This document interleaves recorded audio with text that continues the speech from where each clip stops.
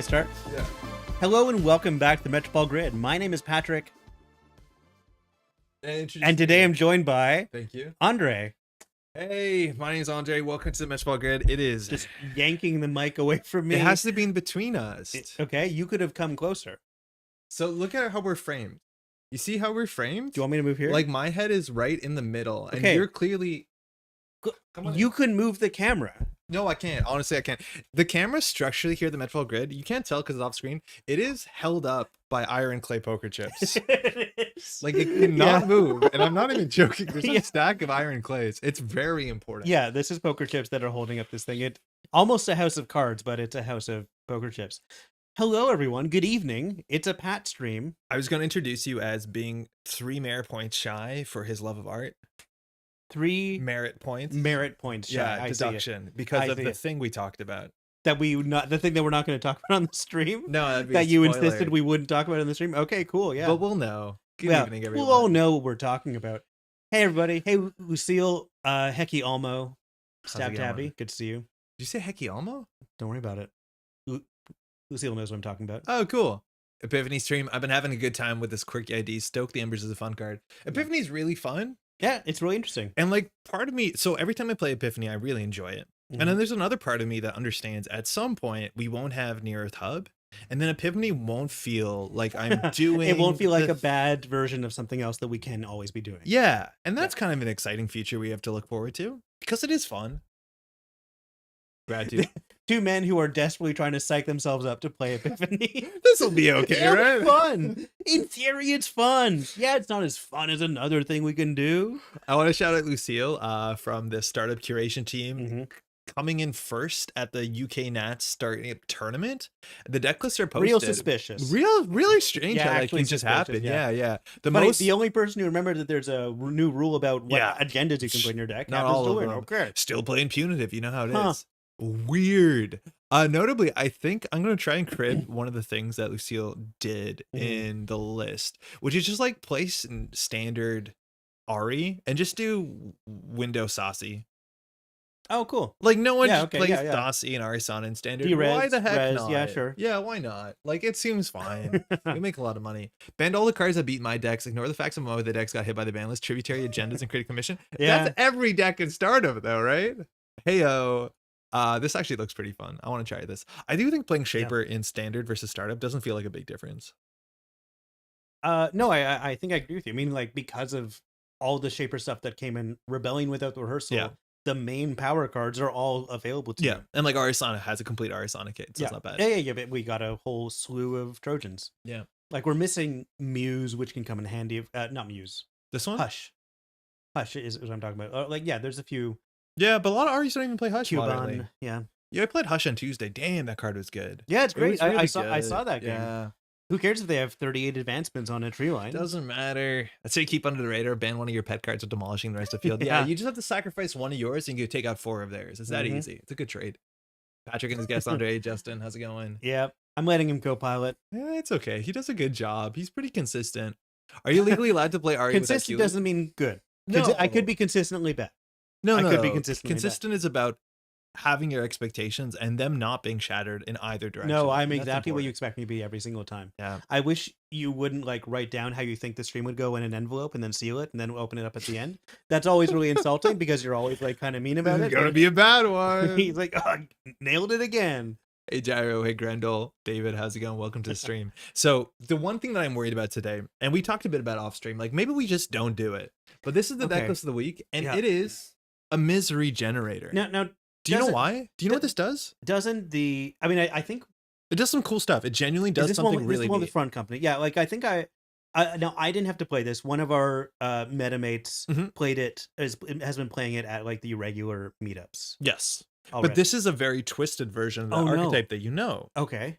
So last month, this month technically, at an AMT, Kabloosh played a deck archetype a lot of people know as like Blighttown, and so Alpi put out a version. Yeah, okay, Blighttown was what I was thinking. Daria put out a version, but this version has like a really, I've said, an inspired inclusion. Okay. And the idea is this is a working prototype, right? And so not working prototype, sorry. This is warm reception. Okay. And so a lot of the HB cards that came out in RWR support Acid Fem, which is kind of weird because that's not really a thing they've been doing for a bit. And it says when your turn begins, you may install a card from HQ. Everyone understands that's like a really good clause, right?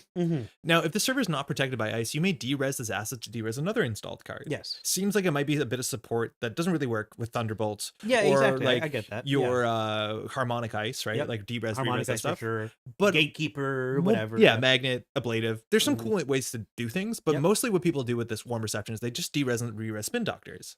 Because if you're asset spamming, one of the best things you can have is just more cards in hand, right? Yeah, and you get the card in your hand, so that working prototype, you res it. Anyways, it's good. And so now the runner has to disrupt 2 things, otherwise the engine goes. But what the inclusion here was, you can derez these. Yes, yeah. So I believe the interaction is at the beginning of your turn, you remove all hosts of power counters. But if this card gets de-rezzed after you've placed power counters but before the start of your turn, those power counters have no reason to go away. And then the next time you res it, they're already there. This is like a weird thing that surprises a couple folks. Like it is a strange thing. If you have a card that has power counters or credits on it, and that card gets de-rezzed or flipped face down, which can happen for both runners and corp cards, those counters stay on the card. Which means that the cold side server, if you de-res it, it loses that trigger. Like it misses this trigger because you just choose the order of your when your turn begins triggers. You're kind of Dr. Lovegooding your own card here. Yes. And so then when you res this at the beginning of the runner's turn, this has the tokens on it, which is pretty powerful. Now this deck can build a lockout. Well, Frank. Yeah, it builds a lockout with the front companies preventing runs on remote servers, and then the cold site servers preventing runs on the central servers. Yes, and then you have other things like trias, other terrible things. Austerities. You have austerity because they have fewer clicks, so they Fatima. Oh boy, yeah. Now, if they can build the lock, and I think the lock takes a bit of work, like this can be a problem. There's like cards... if a runner's being proactive with trashing things as soon as they see them. But it's hard to like if this is your first time seeing the deck, you're like, oh well, what is the point of these cards? I'm gonna let that exist. I'm not gonna spend money on that, maybe. And even at the end of the day, like trashing all this stuff is expensive. Right. Like if you're not playing like a Hoshiko type value engine, or you have like turn one trick shot into Parisha, like you're gonna have a hard time trashing some of this stuff. Let's just get this out of the way. I don't think anyone's gonna enjoy playing against this. So like we have to understand that we're doing this because it is something that we're required to do by law. Yeah, by the contract we signed with the devil when we founded Métropole Grid. Import deck. I can just do this. Why do I not do this? You don't mind if I say we when I talk about founding the Métropole Grid? When you also introduce the devil, that's okay. Okay, yeah. When I invoked Satan into that terrible contract, Yo, Cold Lava has it going. A cranked MirrorMorph Prison is the most beautiful deck in the world to me. It's certified sicko. I don't know. It's weird. It's like even some of the acidy decks that have been like pretty big in the last meta. So like when I played against Cranked at COS, Cranked was playing horizontal assets NEH. Sort of kill combo deck. And I have 2 Miss Bones in the deck, and I'm playing Hoshiko, and that feels like barely enough sometimes, right? That's true, Like that's also cutting it close. This is like, ooh, I wish I had 12 more free credits for trashing assets. So I don't know how it's going to line up. Yeah, this is mostly your problem at this point. Okay, yeah, PMK, hopefully you're doing well too. Sensitivity on your cursors, nuts. Wait, actually, you can lower it by hitting the middle button if you're not used to this. Okay, I was actually taught something. This is going to be very funny for all the people from IDOS who were in that room today when I got educated about how a mouse works. Oh god. Because I was complaining that like when we're doing a table read, I'm supposed to be scrolling down the document as we read of the cinematic, and I'm like, sorry folks, the scroll wheel's going nuts. It is so slippery. It's like someone greased this thing. It's one of the ones you can lock in. Yeah, it's one of the ones you can lock in. I have one of those. They're really good. Yeah, in fact, I have one of those. Yes. It's the mouse I have on my desk, and I didn't know it had that button. The free scroll sick. Yeah. Dioshan saying, hey y'all, question, could Light the Fire counter front company? From my guess, no. Without reading the cards? I don't think it does, yeah. Because Light the Fire doesn't do anything until the run's initiated, and you cannot initiate a run on a remote server with Light the Fire. So you can't. Same way that like, oh, that doesn't work. Oh no, that's a bad explanation. So soup time. Sable's actually kind of a problem because Sable gets clickbacks, and Sable wants to run central servers for free anyways before checking the remote server. Yeah, we don't like them having extra clicks, but also we don't like playing this deck, so maybe we just let them win. No, we're gonna try and do the thing. All right. Now we have not many agendas in the deck. We have like 7. Yeah, so holding 2 in our opening work. Drudge work. Yeah, so we're gonna mulligan that for sure. I sure hope it does. So let's get real dopamine rush for hitting the install button over and over again. Installing cards is fun. Let me tell you. Hold on one second. Sorry, let me just go around. Yeah. Okay. I rewired things. I think, does everything sound normal? We did a whole rewiring of... Is this the same hand? No, it's much better. Okay. Yeah. So let's see what soup time does. But ours, we basically don't want to get doofed turn 1. So we want to ice up HQ. We're going to want to generally not really ice remote servers. And then we want to put things on the table. Okay. What do we start with? Oh, let's see what we draw. Okay. So how do I do this? I don't know how to do this effectively. So we don't want to get doofed. So we can just put something on the table like a warm reception. I think if it gets trashed at the end of the day, we're not too upset. And then we can just put 2 ice on central servers. At the end of the day, we want to be able to res the on-sell if we get called on it. So we could also just do on-sell Ravana and click for a credit. And then next turn we can spam 3. Okay, so warm reception first, then on-sell Ravana? No, I think we have to do on-sell Ravana and then click for a credit. Yeah, okay.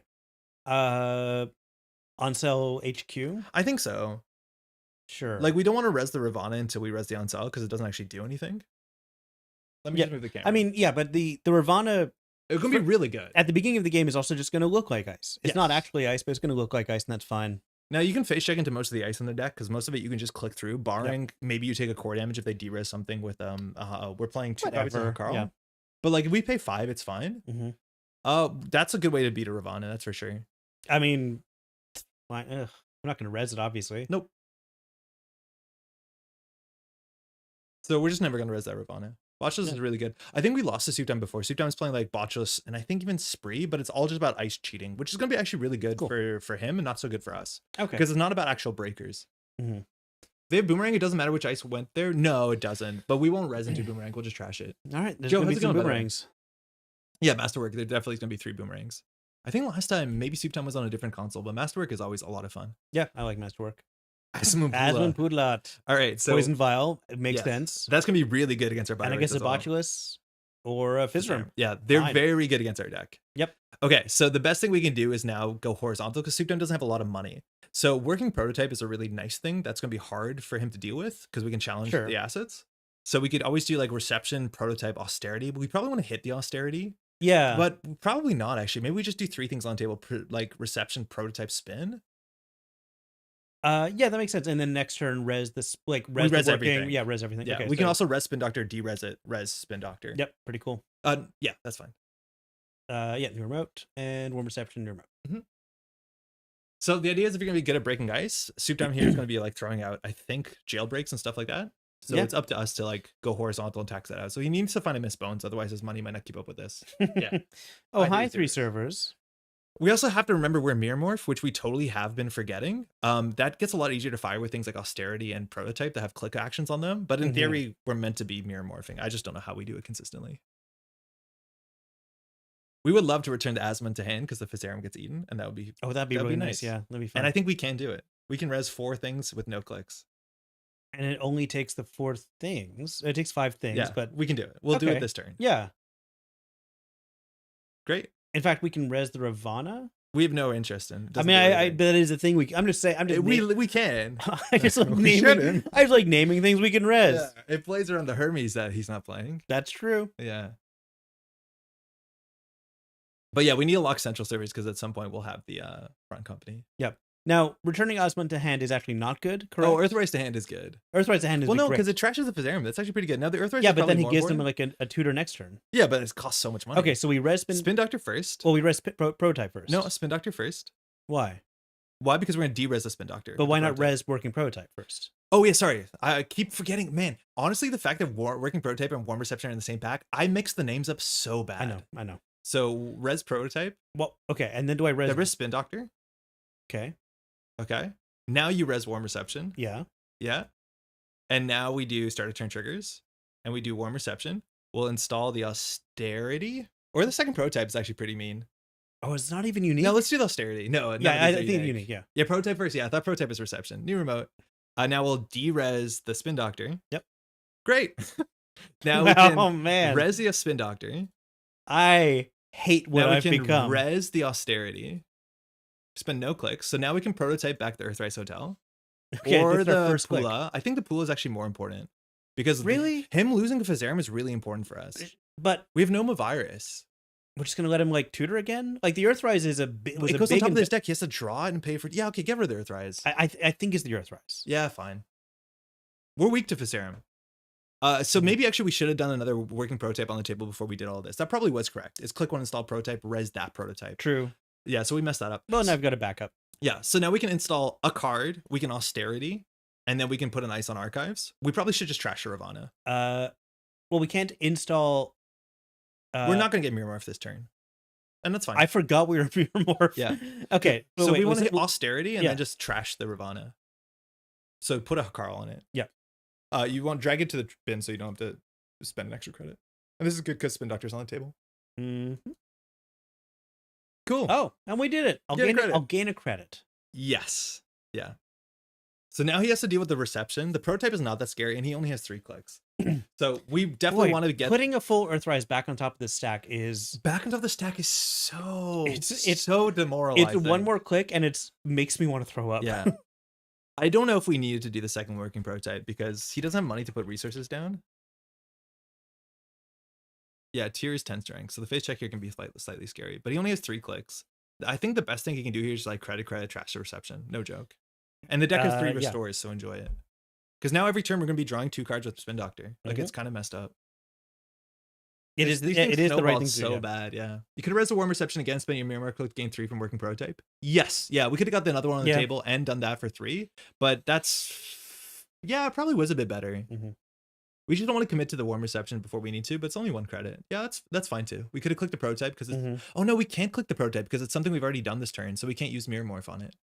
Oh no, because we did the bottom, not the top. Yeah, we could. Yeah, these are separate actions. But I don't think we want to do the top. Yeah. I think we want to only do the top when it gives us, the bottom when it gives us 6 credits. Yep. The top is not that important, I don't think. What's reception to trash? 2? Yeah, they're all 2. That's good. This is what you have to do here. Res it. Oh, sure. Yeah, 1 credit for yeah, I think it's maybe a bit of a too cheeky of a trade, but trashing the reception here is the most important thing you can do. Okay. Right. Yeah. I don't know what point we consider scoring out. Threw out a second botchless. That's 4 influence or 6 influence? I think it's 6 influence, 2 botchless out. Yeah. Rough. Yeah, down to 0 credits. We can do whatever we want here. Okay. All right. Okay. So what's our turn? We want austerity. We want to install. Install reception, install prototype, click austerity. Reception's so good. Yeah, install reception. So then we're not going to get our MirrorMorph click, but that's fine. So we install that. We always hit austerity. We should have planned our last click out. Well, why don't I click on this? I think we don't need 3 credits. We need the 6 credit button. Like, I think we want to never in that case, why don't I take a credit and then... The other options, you can ice archives with Ravana. But that'll be more than 1 install. I'm trying to get the MirrorMorph value. Yeah, if you want the MirrorMorph value, you either click for 3 or click for 1. I'm assuming we don't need the MirrorMorph value. You can just click for credit. Yeah, so I'll click for credit and then just gain 1. Gain a quick, and then... You can't do something you've already done this turn. Really? Yes, you have to do something different. Oh, damn it. All right, so now you can't click for credit. We're just going to undo click. That's the problem. It's like it's not gain a click. It's gain a click to do something you haven't done. Yeah, so you can never double install. So that's why you often just do a credit and then take a credit. Yeah, makes sense. But I think it might be fine just put an ice on archives to be like, if this is the front company where we have to deal with all these ice. The problem is like Ravana's not the best.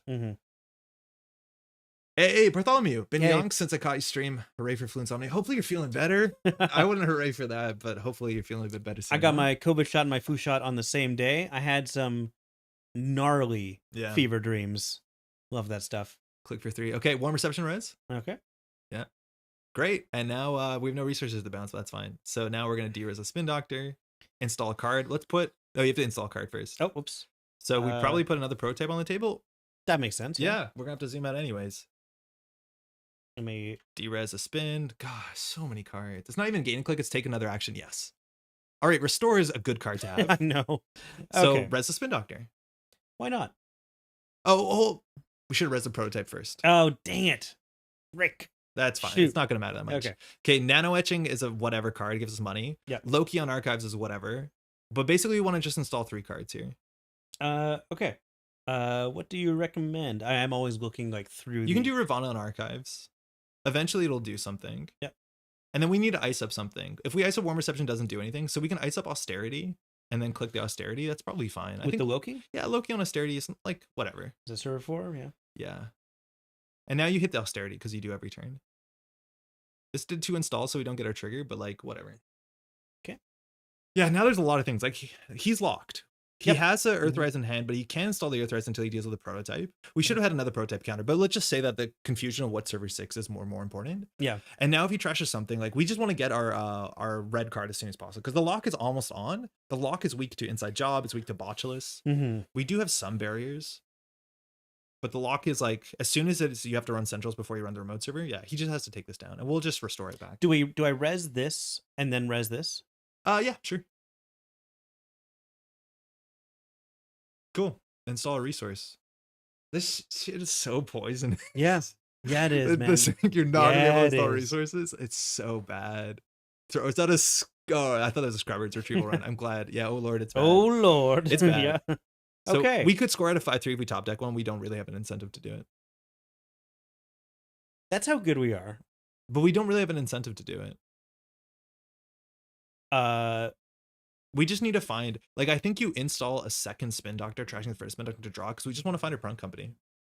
We just need a front company. You just want to trash the Spin Doctor? Yeah, I don't care. We have 3 restore in the deck. Why not use it? Because it's better in our bin when we can restore it whenever we want. Because we want our warm receptions. I'd rather restore warm reception than put them back in the deck. If anything, but if we're going to use a restore on the warm receptions, why am I trashing the Spin Doctor? Because we just need to find cards here. We lock the game once we find a front company. Corp makes a good point. Like, doing the 5/3 score turns on our Ravana. Yeah, but like, who cares? I think showing Corp, our ice. Hear what he's saying? Like, it is good, but like, I don't know if we're gonna struggle to do that. Like, I think here we want to build lock. Like, we just all we need to do is find a front company. We're trying to build lock. Okay, so sorry. Yeah. So you want me to do? I think we just need to find 2 more cards here, and I want to just not install a Spin Doctor. Yeah. New remote. Yeah, and just trash the other old one. We trash it and then I res this. That's how it works. Yeah, I'm not sure. I think you have to do that. Like, I don't care to put those cards back in. There. Now we win. So now you install front company. Mm-hmm. You res it, and go ahead and take 3. Now he has to face check. We'll spread them out, right? Yes, do the big one, yeah. Oh, you actually could take 6. It's better to do undo. Take 6. He doesn't need a resource. Right, because now he's locked it. Now it's really hard for him to run. Why would I take 6? It's more money. No, I understand how numbers work. Like, okay. What he's going to do, install a resource when we have 1 on 4? I guess so. Discard down. It's hard to tell. Tier? No, I think maybe we want nano to etching. Probably nano etching. Our money situation's fine. Yeah, nano etching is really good because it's super easy. Oh yeah, of course. It's your res. That's the main thing. I don't know if we're gonna struggle because now he can't run. He has to face check. If he face checks an onsult, it's really bad. Just exit that box. Stream doesn't see the virus scan. It's just upselling me. Can't face check into Hakara without taking core damage. It lets us de-res a Spin Doctor. That's like, true. This is messed up. Yeah, that's pretty messed up. So up. now he needs an inside job or he needs a boomerang. Yep. We could get tier down and then score Sam. Yeah, Alex, how's it going? Yeah, we definitely want to get the tier res if we can get anything. I don't want to res it on sell and show that you can click through it. Yeah, tier would be pretty good. Yep. Like tier on the scoring server. You do it on centrals because literally you might as well. Yeah, the front company is doing everything we need run to do. If we have a front company. So next turn we probably restore the D-res card because it's messed up. Okay. Throwing out a Physarum and the Earthrise. Earthrise makes sense. Physarum is like the best card into our deck. Okay. Tier and RD is pretty good here. Yeah, I think so. Yeah, no start of turn thing. Logan, the road's hurting me. I know. It was not a greatest play. Okay, so now we want to set up the lock. So we want to restore because we need to get back our warm reception. Okay, start with restore. Yep. Okay. So, one of these warm receptions. Yep, new remote. So we played an operation. It's res. Great. So now we just need to make sure the stuff on central servers sucks. Hitting on austerity helps because it's harder to click through things. Sure. Our weak server is currently archives. So then we can put a tier in theory on R&D. We can austerity and then we can take 6. Yeah, I like that. Okay, tier on R&D. Or what do we rather put on HQ or R&D? I think on R&D. Probably R&D. Sucks that her Carl's as bad. Don't we install Cold Sight and start hitting it? I don't know. Do we? Maybe we do. Do we install Cold Sight? We do have a warm reception, so we can start doing the gnarly Cold Sight stuff. Yeah, maybe. All right, let's put Cold Sight on HQ. On HQ. Yeah, okay. I would spin back a spin one of the replica. I like keeping the spin because we have 3 restores. And we're gonna probably spin the spin back, which is more important, I think. Cold Sight on HQ. Yeah. And then you can click it. The thing is, like, clicking this is as good as clicking austerity. No, maybe not. And so now we can gain a click. Not a credit click. Okay, because with a click, we can either hit austerity or take at least 3 off of a prototype, if not 6. Oh, we lost the reception to restore. You're right. I forgot about that interaction. Yeah. So take a click always. Okay. And so now either we hit austerity to give him 3 clicks or we hit a prototype for 3 or 6. It's your choice. Let's take a click. Let's take a click. No. I think I want money. Okay. Yeah. Cool. Yeah, we're gonna need money. We're gonna have to res a bunch of ice. Like, the lock is forming. And it's largely because Soup doesn't have a lot of economy and can't deal with the table. Now he can break this and he needs to break it. He breaks it by running a central server and then trashing the front company. Yeah. Youch indeed. Yeah, running any central server. Yes. And just tanking it. Just tank it. It doesn't matter. Like, half of them are Ravana's, unfortunately. Yeah, because you just need to make a run. You doesn't have to be successful. Just tank whatever it is and then go run the front company. They're in a no deep dive zone. Yeah, I'm not sure if this is a deep dive save all because we see like 6 influence. We've seen influence, yeah, on a lot of and influence. retrieval runs. Yeah, that's 8 influence already. But yeah, this is a hard spot to be in. Yeah, I think austerity is better than Cold Sight on this because it protects every central server. Cold Sight is a bit too much work right now. Like, we want to get the board state, then do the Cold Sight. I don't think step 1's Cold Sight. They do take net damage from the Ravana though. Oh yeah, you're right. If they run archives, they always take damage. Man, the wording of front company always gets me. It's whether front company is not iced, not the archives is not iced, right? The front company's not iced. Yeah, that doesn't make sense. I don't read it like that. Yeah, a run on archives. If this server, it sounds like yeah, you're talking about archives, but it's not. /help. I don't know what to reply to that. No, it's a miserable situation. Yeah. And it's gonna still take a bunch of turns for us. How do you pull up a card? Oh, to look type the name? up the text. Call a judge. You just type it in. You need cap.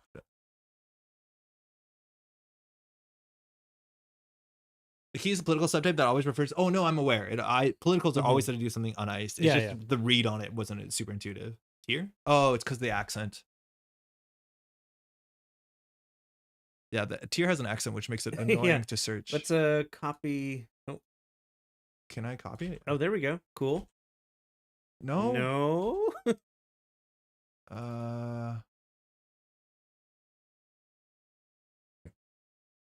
This is gonna format terribly. I can't copy from there. Yeah, me neither. No, we can't. Why won't it let me copy? Please let us copy. I can't. You need the accent. Yeah, it oh, hang on a second. Shouldn't be like that. How come Tier's hand doesn't have the accent? It doesn't. It's because I need to talk about someone at NSG narrative about this. Yes. The accents run into some problems for sure, but there's a bunch of cards. I think Tier is one of the notable cards that when it showed up before it did not have the accent. All right, it's a botchless on a Carl. Right, we're gonna try. We're gonna try and win the game. And this is where I'd rather have the austerity. So what does a Carl do? When you res this ice during a server, you may de-res another installed card if you do. The runner cannot use paid abilities on Byroid ice. Okay. You can click register to swap between image and text before you can copy the text. I thought I did though, because when I click on it, it does this. But then when I click on it to highlight the text, it goes back. Can you like inspect the image and maybe get the name of it from there? Can't you hit Alt E then type Y to add the accent? It sounds like a Mac thing. This is the third botchless. Man, 2 BR is going to suck for Hell's chance of existing. BR? I don't know. They only have one click left. That's all they need. So we'll res the Carl. Yeah. Which will de-res a card. So we'll de-res a Spin Doctor. Yeah, of course. And so now it's either take the core damage. Or to Carl. So here you should take the core damage. Tears copyrighted. They had to get creative. Kato, I don't think I've said hi. It was great to see you in the video that I put up. On Windows, you can press Windows Plus to bring up fancy character select. Fire all. Fire all. They're taking core damage. I think actually you bounce the end the run because you don't have to make a successful run for front company. Yeah, I think you let it end the run and then you go to front company. Yeah, so another front company is going down, which is it better. The problem. This is why we need austerity. We don't need cold sight. I don't like what we did. All right, well, we still keep a warm reception, so that's fun. So res the Spin Doctor first. Oh. You can still do it. Okay. Trieste is going to be annoying. Okay, so warm reception. Choose a card to install. So probably the Trieste. How about this in the message? I don't think we're ready to score it. Okay. How about the Trieste? Yeah. Oh, we're going to lose our cold sight. That's fine. I'd rather have cards. Oh, we can de-res the cold sight? No, we're going to de-res the cold sight. Yeah, I guess so. Oh, we have restore. I guess we're going to bring back the card. Oops. Oh, okay, boy. So we're definitely going to restore to get back the silly front company.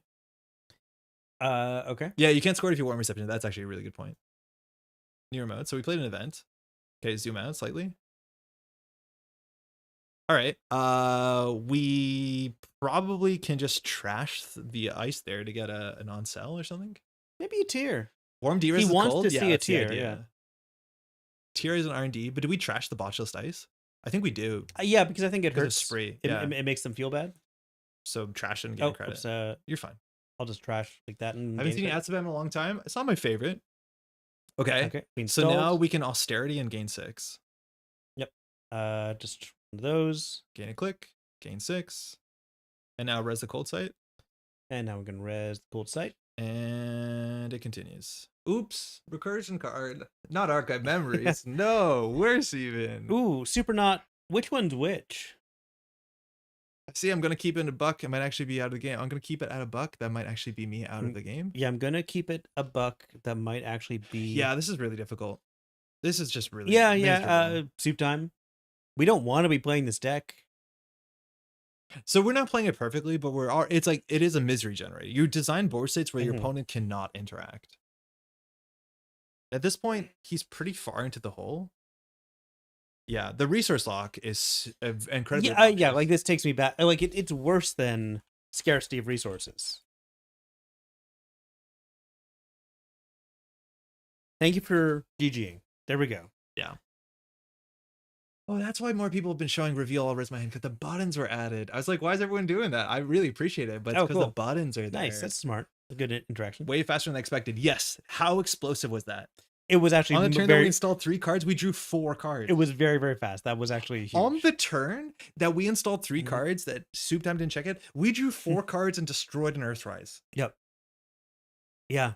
4 cards. I know. Like, yeah, they're right. Like this went so much faster than I thought it would. Holy crap! Working prototype is gross. Yeah, that's only turn 8. I mean, we didn't score anything. Like they conceded. This could have gone for 10 more turns. X, how's it going? Is Restore bugged? Still front company and archive, should be RFG. So when we did the first one, we were front company. No, this is the only front company. So we restored the only front company, so there are no front companies. I think it's working as intended. But when we did the warm reception, and RFG'd the other warm reception. Yeah. I am Tom. Thankfully, we're not going to be playing this deck anymore. Yeah. So you can stick around. Yeah, or it looks similar. Yeah, no. But it's the big red one. So that's the only looking for. I think that's the only Agent Techie card in our deck. Citation needed. Yeah, I assume that was like turn 11 or 12. No, this is like turn 6. Oh, that was turn 8. Okay. Yep. So it just went really fast, really, really, really poorly, really fast. Sorry about that. Evil, I know. Singer Earthrise had me shooketh. The deck is mean? Yeah, it's not great. Can people stop making MirrorMorph prison decks? Play like decks, please. I like playing JNet casual. I think the person who made this deck completely is like very clear. Like, please don't play this on JNet casual. Yeah, if we go back to Netrunner DB, I think it says that, right? At the very top of the list description. Figure's gonna stick away. Alex, MirrorMorph's not in startup. You can't build it.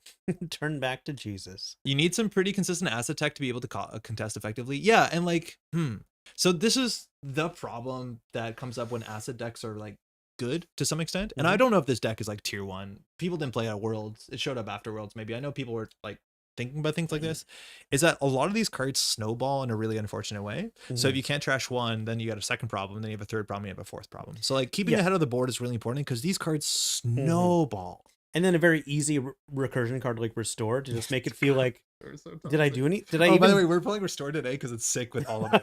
Because it beats Holo Man. It's of course so it good. is. Oh so no, good. Of course it is. Trick shot. Man, I'm so glad that Restore is the only one-to-one reprint coming in Dawn. So this deck is beatable. I do think if you're playing like Miss Bones, you have a great start already. Obviously, Miss Bones being bounced is not that bad of a deal if you can take 4 or 5 cards off of it. Being able to face check aggressively, so like having Banhar is really easy, you don't care. Inside Job is a problem. Anything that just cheats around ice. Pinhole Threading is really good. Which the deck we were facing had, in theory, stuff to do. I think if the economy was a bit more stable, this deck that had Botulus and even just install Poison Vial, run, click through one of the Bioroid subroutines. It's all Bioroid, we're cooked. Like, I do think if the economy of the deck stabilized and maybe it was just on daily cast and resources, like we might have a struggle. We honestly might have a struggle. Going against the deck author's instructions, playing on JNet couldn't be much for good. We have to play come it. on. J-Word SMC or Muse to face check early is good. Prisha Bones works as well. Wheels is good. Yeah, Wheels is really good too. Hey, Harp, so much of the economy comes from working prototype here. Yes. And I do think Kabusha talking about like not needing the nano etching because the money's pretty good. But I think it's all just because people don't have time to deal with prototype. Because admittedly, prototype is not the priority. Like the priority is, if you ask me, you need the receptions. Obviously, you need the front companies down. Charlotte's, who cares? They can stay austerities. Charlotte's just more money, right? Like and card draw. And it's card draw. Yeah. It's also 0 cost re-res. You had a Trieste down so Poison Vial doesn't help? Wait, really? That's fun. Yeah, I guess so. But only on a single ice, right? Not that we can't de-res this thing infinitely. I played this against Attack and got 57 credits from working prototypes. Woof. Yeah. I don't know. Yeah, the snowballing assets and Rebellion or Rehearsal for HB are like, when they're good, they're cursed good. Oh, de-resing the drudge work. Yeah, infinite counters. Oh, no. De-resing Lady Liberty to keep it on 3 is also kind of sick. Yeah, I heard about that. That's pretty fun, but... Whatever happens to these decks anyways, thumbs up Resource Prisons, where everywhere the set release then disappeared. I think... I'm not sure. I mean, people were playing a lot of Miss Bones. Maybe that is one of the ways you deal with it. For a bit, like out of NBN, that was really strong. And then there was a Bologna ban, so people fell off of it. Yeah. I know some great players were still like sticking to it. Like Augustus was playing at a couple tournaments after the ban list and doing kind of fine. 2 Miss Bones was pretty common for a while. We also do have like Trickshot SMC into pre-show, which is a pretty strong start. And those decks were doing okay, but they didn't like kind of scream away with it. I think not having blown has slowed them down. Mhm. But like when we look through the season, like even the sort of Blighttown decks didn't like really win big events either, and that's because I remember playing to them when they were in vogue in like March this year. I was like, I just played Hoshiko with good economy, and you can just keep the board down. You're not trying to win; you're trying to make them lose, which wasn't fun for either player. I don't think. I think a top lat on wheels and pre-show with good face check ability and trick shots enough. Yeah. What's it called? It's really good. Bones is really, really good. MCA and LL, you can also double click Lady Liberty in one turn. Oh, fun. Oh, what? Holy crap, that is cool. Let's just double check. Okay, so Lady Liberty takes 3 clicks. Yeah. Normally it doesn't hold turn, That's but if you so used MZ hot. Sturdy Pulse, you've got a whole bunch more clicks. So you can click Lady Liberty twice. Wait, can you do it twice? Let's You okay. have a 6-click turn. You have a 6-click, you have a 7-click turn, right? No, because it costs 1 to yeah. do it. Yeah. So that's incredible. You do this twice. Add 2 3-pointers to your score area. Any suggestion for combo engine corps that are in prison like this? Combo engine is not like a term I think of a lot, Laura, when I think about corps. I think maybe the closest to it is the sort of just like tempo HP decks that when they score out an agenda, they have things like the powers that be and stuff like that, right? Gyro, that's also a good point. Like you can score a luminal and then use the clicks to trigger Lady Liberty. Because you don't score. Because you're not scoring, you're adding to a score area. Yeah, that's kind of cool. The powers that be. So cards like Powers That Be might be one way of looking at it. Powers That Be and then Wage Workers and Holo Man, like you can do weird combo turns. Epiphany also can somewhat do it. So maybe if you want to talk about a combo engine corp, Laura, you want to look at a deck like, sorry, I'm leaning over you, Patrick, but that's how the stream goes. Okay, It's nice. So this is from an older meta, but if we go to, where's the search tab? We go to search. And then what is the card that you really like? Arella Salvatore. Oh, Arella, nice. yeah. And then we go, what's the 2-1 NBN agenda no one plays? Post-truth dividend. Thank you. So I know a deck like this was published last year. How much influence Fast Break, where you can make decks like this that set up remote servers. So you can build a remote server that has something like Arella Salvatore. This is whenever you score an agenda, you can place an advancement and install a card. And then things like Sansan City Grid that say advanced agendas are cheaper to score. And then you can score like 4 or 5 points by just windmilling into the remote server. Heaven forbid they have tags and this happens. Yeah, exactly. Can you hover over post-truth dividend? It's a 2-1 you can draw. Oh yeah, I just wanted to see the flavor text. I couldn't remember if this was one I wrote. Yeah. Did you? I did. How do you find it? Pretty good. I'm very glad we got to keep the interior soft quotes within the quotation itself. Oh, there's double quotes. The child is quoting the father. Yeah. You really wanted to just get daddy on a card, huh? 100%. Yeah. Yeah, you know what I'm talking about. I love me some Epiphany kickflips. Yeah, we're going to be doing Epiphany in just, I reckon, a moment. So I don't know if we're doing kickflips so much as breaking our ankles trying to, but we'll see what happens. Just be glad Highline Grid isn't in standard. Highline Grid is, to me, what I would play in Eternal or in Throwback. Oh my God.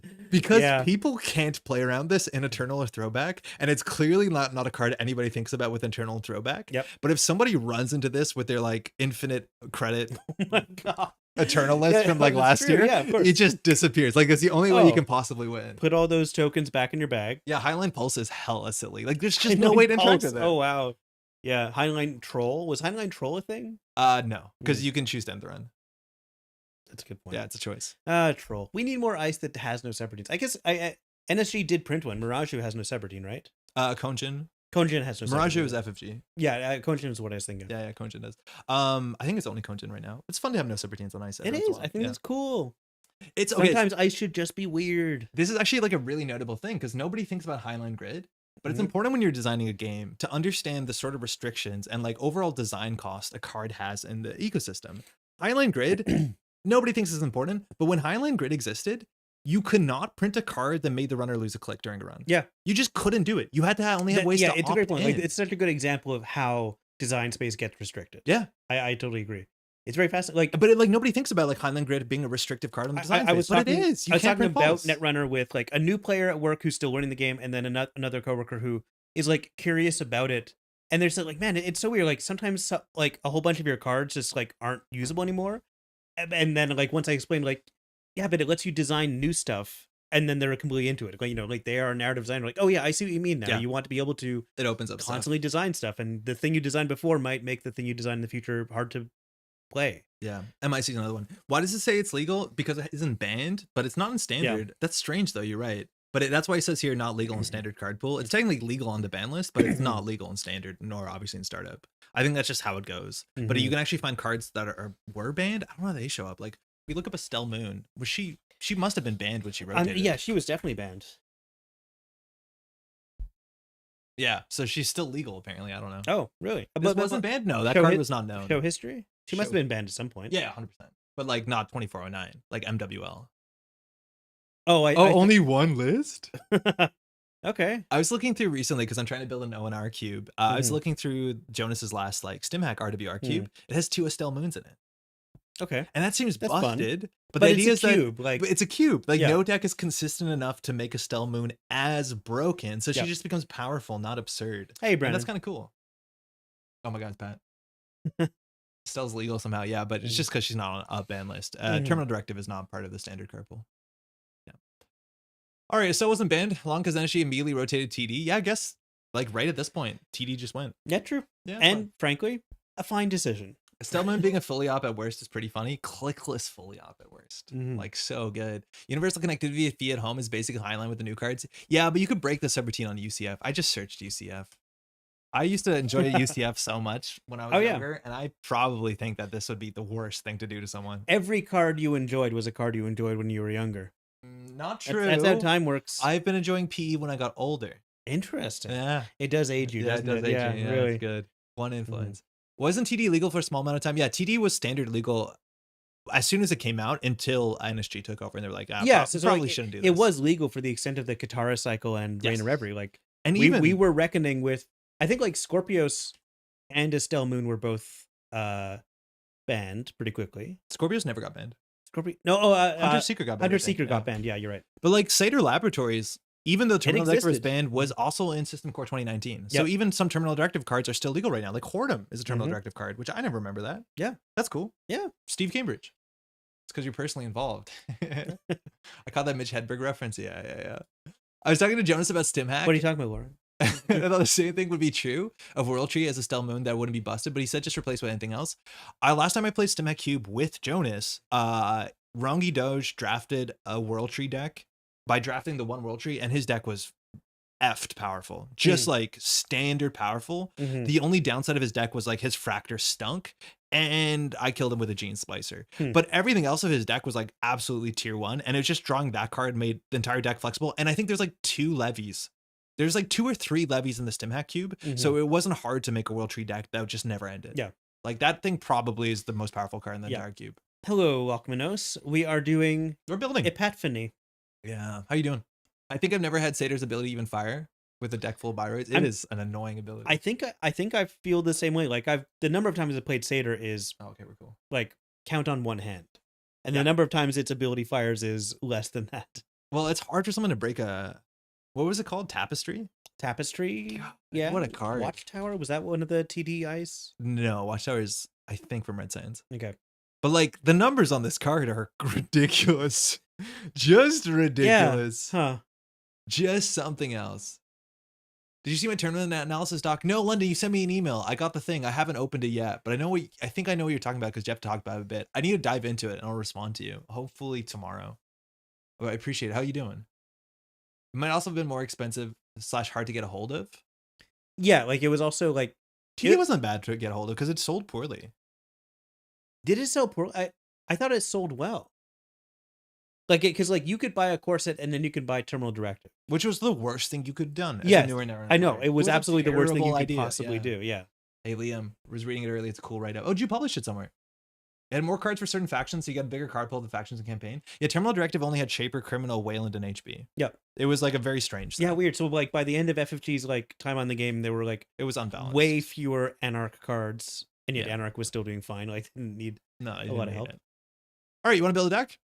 I'd love to. Oh wait, do we have news to talk about? Yeah, a bit actually. Let's do some news real quick. Okay, let's talk about news. Do you want to go? Do you have any news? Patrick, tell us something cool about the upcoming set. Okay.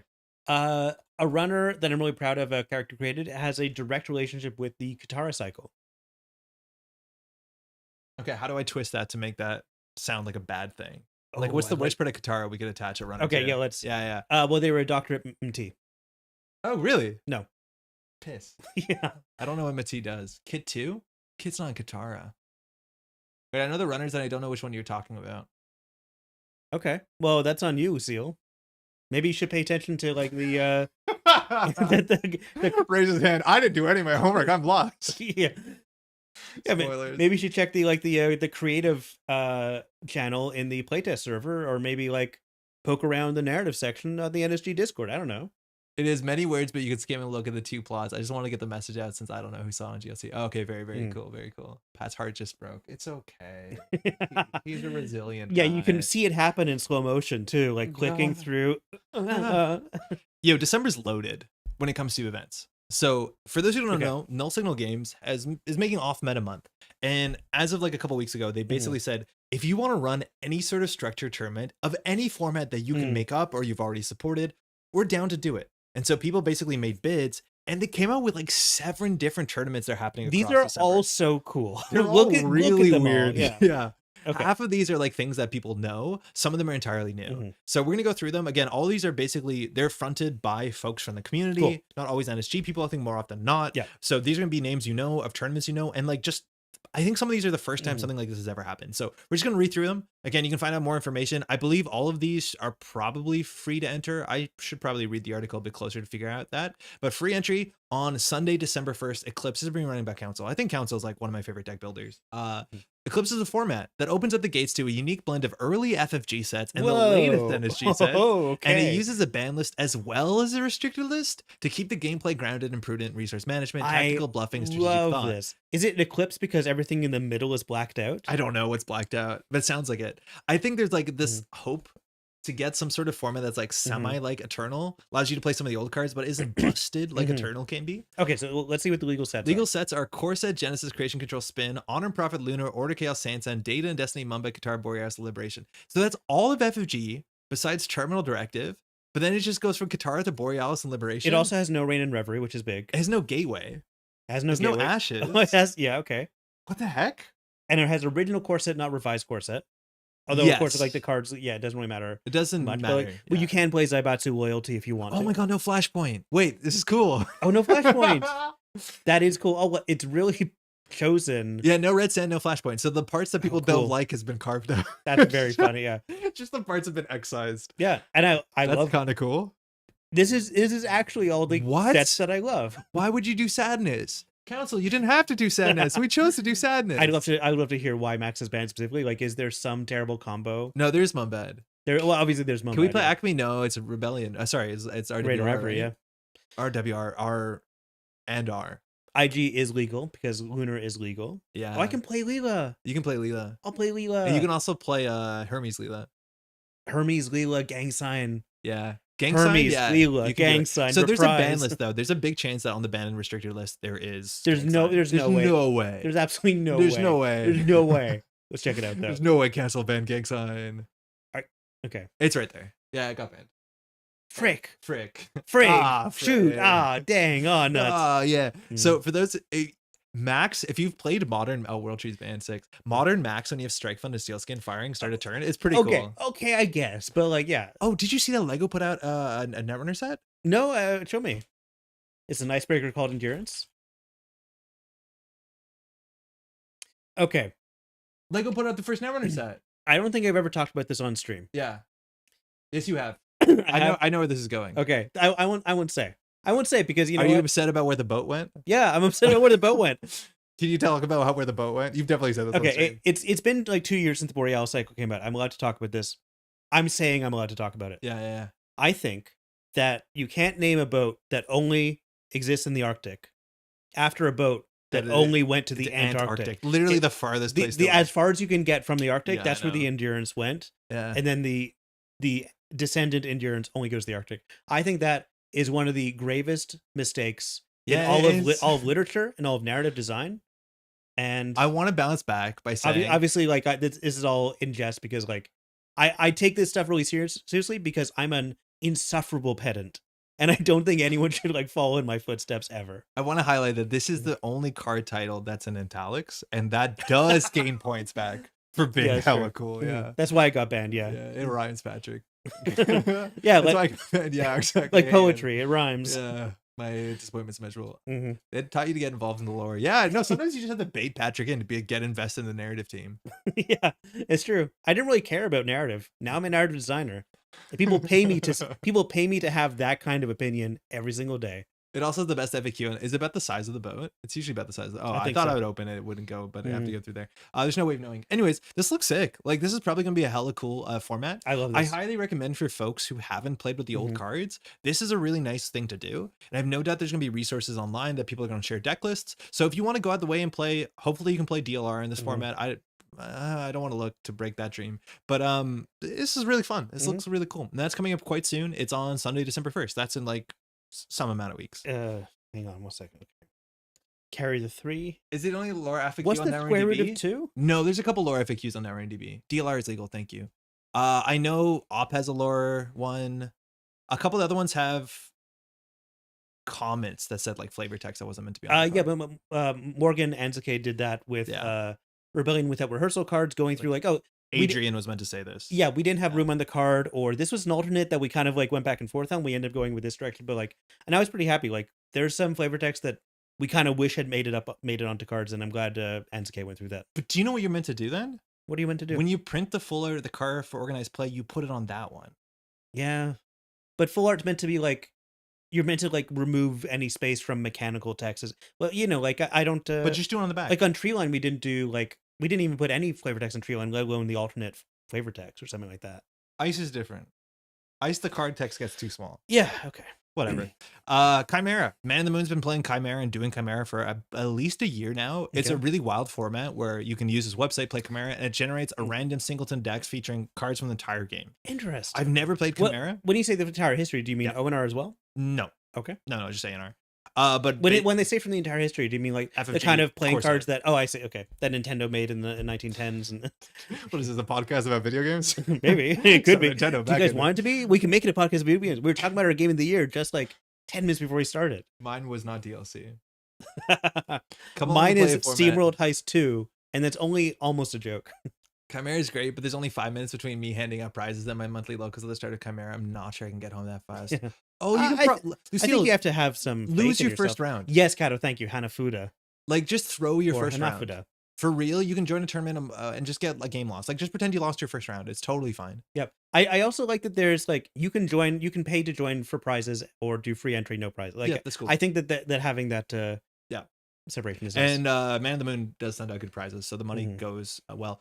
Who NB Kelly? Who's running New Zealand Nats? Was it NB Kelly? I want to say. You're asking me, and now you're embarrassing me because obviously I'm not going to know myself. But whoever it would have been NZ Kelly. Fuck. So what? New Zealand? Come on, I'm man. mistaken. Whoever sent it out, one of our plays locally, Diogen. NB Kelly does NZ Nats. Yeah, Diogen posted on our Discord his prize support he got for playing a New Zealand Nats. Oh yeah, it included chocolate. Like NB Kelly sent chocolate so cool. bars alongside playing cards. That's like funny. It was really, really cute. Yeah, there's Diogen, NB Kelly for NC. Yeah, cool. NB is ridiculous in a good way. Yeah, it seemed really, really nice. Very, very cool. Purge. This is from Kira. Free entry. This is on December 8th. You sometimes wonder why cards are on the ban list. Oh no, this is the Purge. Did you miss the chance to play around with the strong cards and think surely they can't be that bad?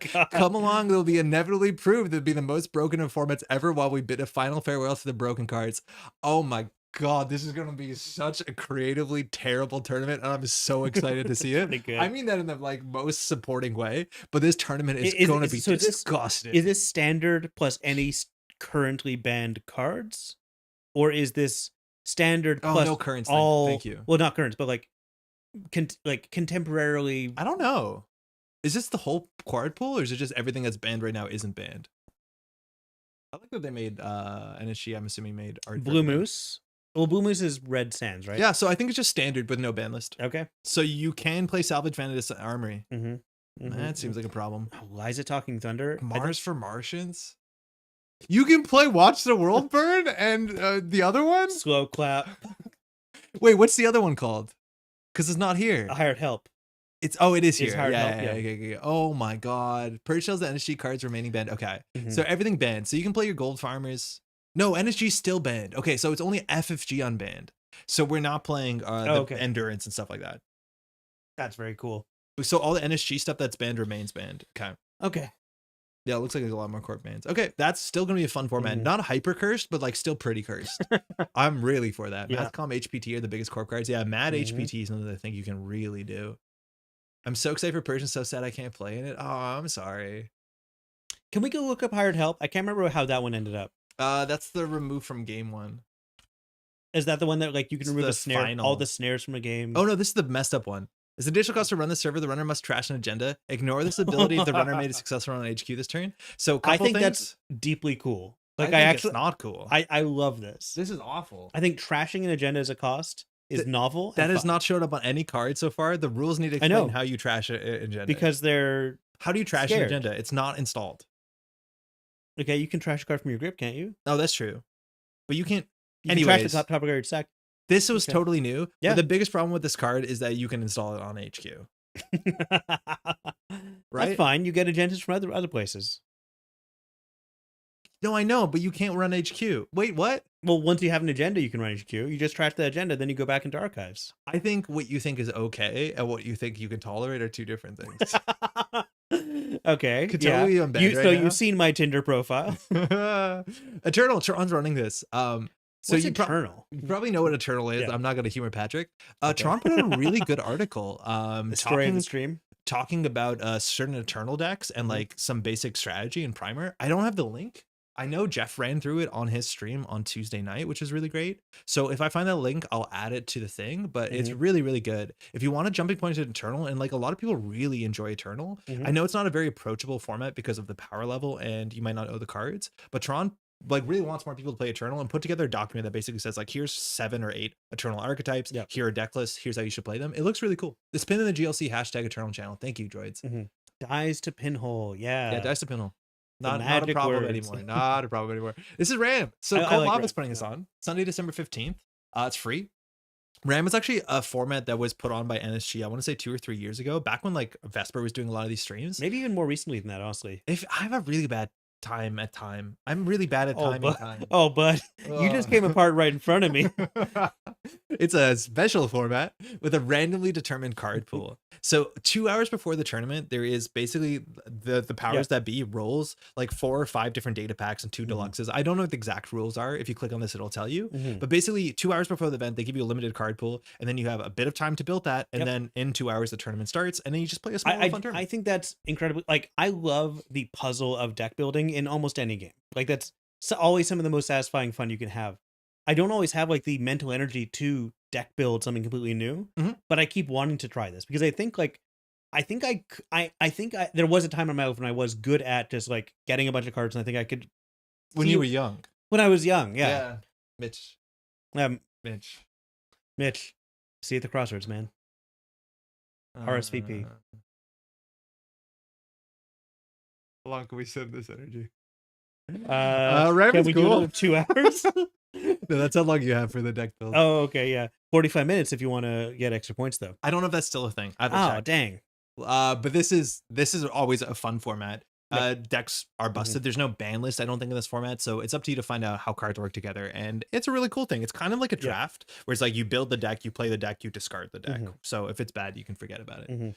Listen, I remember hearing about Eternal was the deck that made infinite credits. They've patched that out. That was not a feature. That was a bug. That's gone. Eternal now is like not like that. You still lose or win in 5 turns, but it's like less than Yu-Gi-Oh, but much more than standard. Right. And also Heinlein grid with but that's fine. Pulse. Yeah, it's fine. I guess it's fine. Yeah. I removed the 45 minutes. Okay, so you don't have 45 minutes. It used to be if you built your deck quickly, you got a bonus, but like F that. I say. Luckily, Cold Lava agrees, which is cool. I don't say F that. I'm going to make my own format that's RAM with the 45-minute thing. Fast RAM. This is a restart that Lucille's putting on. Free entry. Take your pick. This is on December 21st. Take your pick of a historic or hypothetical startup format and pit it against the others. Using the current standard ban list, build a deck using cards from Gateway, Update, and your choice of 1 full cycle and 1 set released by NSG. So you can choose like Ash's startup or Borealis startup. So it's basically saying which cycle has the best startup. And by best, I mean most powerful. But it's your choice of one full cycle and 1 set. So you can do like Borealis plus Uprising. Yeah, I think so. Yeah, that's really cool. I like that a lot because like that is the issue, quote unquote, with or one of the issues with startup is like you're suddenly like why am I even trying to talk? No, you should because of the microphone. I guess so. We know what I'm trying to say. Like I'm trying to get cards. I'm trying to get my words across, but I'm like, I think I'm communicating without my words pretty effectively. People understand what I'm saying. What does the current standard ban list have past bans grandfather did? No, but the thing is like these are just NSG cards, right? So the ban list covers all of NSG. So if you It's pick also- Ashes, you're not yeah. going to be able to play the banned Ashes Mhm. cards. Cool. In an energy cycle, or like, could you pick a lunar cycle? I think this is one clause, one full cycle, and one set release. Both of these by NSG. Yeah, so you can do Midnight Sun and Parhelion because that's the Borealis cycle, and then you can do Uprising because it's one set. Lucille might correct us here, but I think the clear reading is your choice of one full NSG cycle and one NSG set. They're both NSG. One SG product, I guess, or whatever. So small, but since it's all mostly about others, I'm absolved about my community video. Yeah, we'll get there, Eric. Yeah, we'll get there. Eric, did maybe. you see it on maybe. r/board games? What the hell is going on? People are terrible. People talk Holy about crap. the thumbnail, and there's being like an explosion of downvotes. That's bad. I never know how to spell this. This is the correct way to do it. Traveller? Traveller. What? Yeah, I think Whiteblade posted the video on r/board games, and like there's so many snarky, shitty comments. Most of them are about the thumbnail. Then they're people just the being thumbnail, which crappy I to think each is other. good. Like, there's nothing bad about the thumbnail. It's effective. Look at these cool people who play Netrunner, is what the thumbnail says. PMK, everyone picks their own. So your choices are not guaranteed to be your opponent's choices. You're meant to make the best choices. Can I pick Midnight Sun twice and have 6 endurance? Yes, you can. I think neither of those are correct. But You're correct. You build your own 5-set startup with half of energy cycle and half. Okay, they're both energy. Thank you. That's a great format idea. I love that idea. I think people would like that. Like, if that was actually startup, no, that would be silly if that was how startup worked all the time. If startup was the biggest card pool, but variable. Yeah. What's actually up to? This is called Traveller. Take a step back in time to prove once and for all that 20XX was the greatest year in Netrunner. Pick any asterisk point in time and build your decks of standard legality for that moment. So kind of like a snapshot, but everyone can pick a different snapshot. Finally, like, cool. Data Sucker Andy versus modern day, I guess, whatever we just played. Whatever that was. Whatever that monstrosity was, yeah. People have done stuff like this, like Classique or Greatest of All Time that Jeff was working on. And the matchup spreads are actually kind of surprising. Like, some old decks beat new decks. Some new decks crush old decks. But like, there are points and times where things that did not align up temporally actually make interesting matchups. I can imagine that because that's something that I've kind of like imagined happening. But I do have a question for Aksu. More details on Always Be Running. I'm not going to click that. You're not going to click that. I'm going to click it. What's your question? Well, my question is, do you have to pick the same time period for both of your decks? Erratas are in fact for the chosen time. So like, you can pick 3, what's it called? Lunar, Moon, Astros? 3 Astros? Syzygy? Currently banned times are the time SVA was legal. A month and a half that SVA was legal. 40 days. Stolen Venatus Armory, was that it? Some more may appear if they're found, but try to keep everything open. Okay, so yeah, SVA is the asterisk. Don't play SVA. That's really funny. Oh, Lucille's saying for restart, both your decks can use different formats. Okay, cool. Oh, your Corp deck and your Runner deck can use different formats? Okay, so my Runner deck is like the Ashes Cycle plus Midnight Sun, and my Corp deck is... Oh, that's wild. Liberate. Yeah, that's actually pretty cool. I thought SVA was legal for 2 weeks max. I thought too. It's slightly longer than that. It seems to suggest it was about a month and a bit. I looked at the comments and they got terrible so quickly. Yeah, they're really bad. I've never seen so many downvotes on Reddit. Yeah, whoa, it was really bad. Eric, what a blessed existence you've Yeah, okay, we'll show the video because the video is quite good. Just how people have been interacting with it on Reddit has just been like so embarrassing. These events will be streamed on No Single Games Twitch and YouTube channels. That's huge. So now there's actually going to be regular YouTube streaming, which I'm a big fan of. We are looking for commentators for all these events. So if you're interested and available to commentate at some of these and for event, please contact OP and No Single Games. Please do. I honestly think that we need as many people commentating as possible. And a lot of these are going to be like goofy, fun, kind of laid back formats to some extent. And it's probably a really nice time that if you want to get your toes into commentary, that it's an approachable time to do it. That's true. I might see which one of these is best for my own timeline and apply to it's fun. Commentate. I think when it comes to commentary, having resources to help people get to become better commentators is probably something that, like, I don't know. I know NSG is considering getting something like that together. I know that's maybe some way I could help out. I'm not sure how exactly to do that, but all I'm trying to say is opportunities to get people in front of microphones to talk about a game they like. We should have as many opportunities as possible. Yeah. Now we have commentators and then we have Yukon Gold, which are rare-tators. Those are commentators. I know. They're the most commentators, actually. Not quite russets, but like, you know. Video is very cute. It was very, very cute. I couldn't think of a rare potato. A rare potato? What's the rarest potato? Cat? Damn, they're pretty common. Yeah, like okay, you got russet but red, you got Yukon Gold. Red russet. Those are real small ones they sell you for more money. Fingerlings, less, yeah, exactly. There's less of them. All right, so this video came out just yesterday. We interviewed 27. You're welcome, Eric. Worlds. I'm gonna cover this so you don't have to watch an ad. Technically, Eric makes all the money from that, huh? Oh, there he is. Oh, hi, Eric.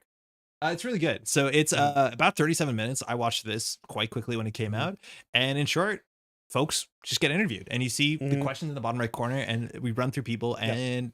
People answer the questions. It's really nice. It's like just really, really kind of cool to see all these folks. They're generally folks. This is really amazing. I love this kind of video from all over. Also, particularly a lot of these folks are pretty engaged with the game, which I don't know if on average that's not the case or not. Like maybe there was some sort of selection bias because I think all these people are like really plugged into Netrunner. Shout out to Izzy. Oh, I'm but like sure everybody Eric, here is like really into the game. Yeah, I'm not sure if everyone Eric interviewed made it into interview. If you didn't, apologies. That just happens. I know that Eric was like really stressed because this video was 40 minutes, and that seems like a long time. It's not your fault. You're a bad interviewer. Yeah.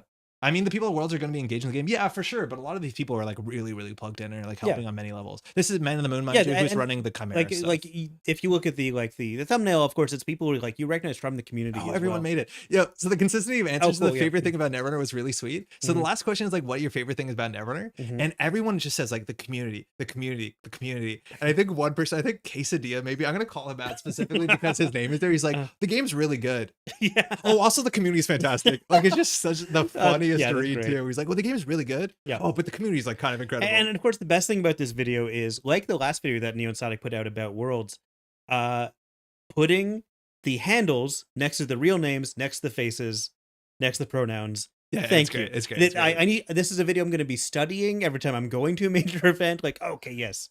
I think on the average, Netrunner players are very involved in the game. If you take a random selection, you're bound to hit a bunch of NG stuff. I think that's true, especially at Worlds as well. But because of the game has the distribution model it does, and it's kind of a bit underground punk rock in some ways, a lot of people who are like into it are really into it, which is sick. And everyone did make it sick. There is a consistency in the kind of people who really love Netrunner because it is so niche. Like it draws in a consistent kind of person. Yeah, this is really, really cute. Yo, that's a lot of likes. People are popping off. That's sick. I always found it funny how all use our online handles and other card games don't. Like, who the F is John at Friday Night Magic? It's like a cyberpunk thing. It's like a lot of people are online a lot of times. It's fun going to a Netrunner event and someone starts talking to you and you have no idea who they are until you read their handle and you realize you know them for like 5 years. Yes, right. Yeah, like I've played 100 games on Jaina with you. Yes, and even then, like people can't come up. Yeah, we've had conversations in the chat of a Metropole Grid stream. I was talking to someone, I'm not gonna shout out the name, and we were talking for a while, and then at the end I'm like, "What's their handle?" And they dropped their handle. I'm like, "Oh my god, I didn't realize who you were for the longest time too." It's so embarrassing. We had a Discord conversation a month ago. Yeah. Why did you ask me about my pet card in the video? All right, Seth Blood Wizard, what's your pet card? This is really cool. Check this video out. Link will be in the description, but I think it's turned out really great. Again, I like just more people seeing what Worlds looks like. Not that this room is particularly visually stunning, but just the vibe is also kind of 1.8 thousand views is very good for Neon Static. Good for you guys. Yeah, and most of that was just the angry people on Reddit. Obviously, yeah. There's some very you got to get engagement somehow. So Eric was asking me like, "Hey, can you do an interview?" And I said, I pushed him off. I'm like, "Why don't you interview other people?" I'm aware that I'm on camera a lot, and then I push him off twice, and then he maybe didn't ask the third time, so I'm not in the video. But I was watching the video and then trying to think if someone asked me, "What is your pet card?" That's funny. If someone asked me, "What's your pet card, Pat?" What do you say? I probably say Reprise. I might say Embezzle because I'm also going back and forth with that one as a. I don't know what my pet card is. If someone asks me, "What's my pet card?" Like, does Chad know what my pet card is? Sokka saying his pet card was Lat. That's very genuine, though. That is very, very true. Yours is Big Deal. You bring it up a lot. I stopped doing that months ago. No, you didn't. Yes, I did. I don't. What happened on Reddit? The video was posted, and then people got into a snarky comment fight about like the thumbnail has arrows pointing at the people that the title's saying. And if someone's like, "That does well on," just read it. Not to encourage rating, but it's on the Board Games subreddit. If you guys want to go and give it positive comments and maybe drown out the downvotes. Yeah, you're right. It probably is as. Yeah, as feels right. Yeah, that makes sense. Yeah, Geist in the past. Mine's easy and possibly the reason I tuned into the stream. Yeah, Kato, you're right. You're like Epiphany slaps. I want to top rope stuff. We're gonna do it. Yeah, as maybe. Right. Yeah, yeah. Pad card. Recently, I played against people I talked to online in Bowsley, talking about how I died to Banhart. All right, let's build a deck. Let's build Epiphany. Okay, this is Epiphany. What's the ability say, Pat? So we're on the same page. The first time each turn, the runner steals or trashes a Corp card. Place one power counter on this identity. Click host of power counter. Look at the top 3 cards of R&D. Install one of those cards. It sounds like every time the runner does something bad to you, you get a little bit of tempo in exchange. So 2 things are important. We're going to play this like we know nothing about Epiphany, because if we do know something about Epiphany, I'm unfortunately just going to build the same Epiphany deck I build every time, which is a fun deck that does like cool stuff and is cool. But one of the things that we want to do is we can treat this. If we play a lot of small agendas, this will fire. It'll fire constantly. Also, play a lot of trashables, it's going to fire. Yeah, you want to play must trash cards. So the idea is like people don't want you to have a federal fundraising because it's pretty good. Yeah. And so they'll trash it. In theory, what this means, because this is all one clause, is that one of the best things the runner can do is not that different than older NBN identities that really cared about going horizontal, is batch trash. Yeah. So on a turn, if they put one thing on a table, don't worry about it. But on the next turn, trash 2 or 3 things. Because giving them 1 counter per turn is literally the worst thing you can do for yourself. So we have to keep that in mind. I think maybe we could actually try playing some of the weird 1-point agendas that nobody plays because they're just more Epiphany triggers. And maybe if we play this and powers that be, we can do something kind of cool. Because powers that be is kind of cool. I don't know. Meether, we went over this earlier in the stream, and we're going to pretend that NEH doesn't exist for the sake of having fun today. Okay, so for real, what does Epiphany do that NEH doesn't? I think NEH is more powerful, more influence, better ability for spamming assets. But what Epiphany uniquely does is there's like 2 or 3 interactions. First interaction is you cannot R&D lock. This is something that happens the more you play the deck, where you understand is that they can set up a fast advance. You can't stop them from drawing it, because at any point in time, they can click to draw and install, mind you, any of the top 3 cards of the deck. That is actually kind of noteworthy that they can break R&D lock. That's hard to deal with. Yep, very cool. Now, the other 2 things that really matter, and shout out to Kato, is the Holo Man cares about installing from hand, which means if you install from Epiphany, Holo Man can fast advance 4/2s because trivially. You did not install from HQ. You installed from the top of R&D. Yes, and that is pretty wild. The other card, which is hard to build a whole deck around it, but is like hella fun, is Stoke the Embers, which is also has another triggering condition when you don't install from HQ. So installing from both archives and R&D both work. Yeah, it's fast advanceable if you don't install it from HQ. Epiphany survived Dawn. For honestly, solid point. Yeah, I do think that's a really big survivability, point. 100%. Yeah, I think specifically we had David in chat at one point, and David was very clear. He's like, "Yeah, Epiphany is cool. It's probably not as powerful as NEH, but trying to build an NBN, the next NBA identity, to be more powerful than NEH is a mistake. Yeah. So it's like, gonna look silly until the dawn. It's okay to let NEH die. Time for some load bearing open forums. There's a tweet." Somebody posted a deck list that is very similar to the deck list I've been running before. And one of the weird changes they did is they played open forum. They also were playing powers that be. That seems correct. But this card, I don't understand why someone would leave it on the table. At least it's 3 to trash. And it says after your mandatory turn, you can add a card from R&D onto the top of HQ.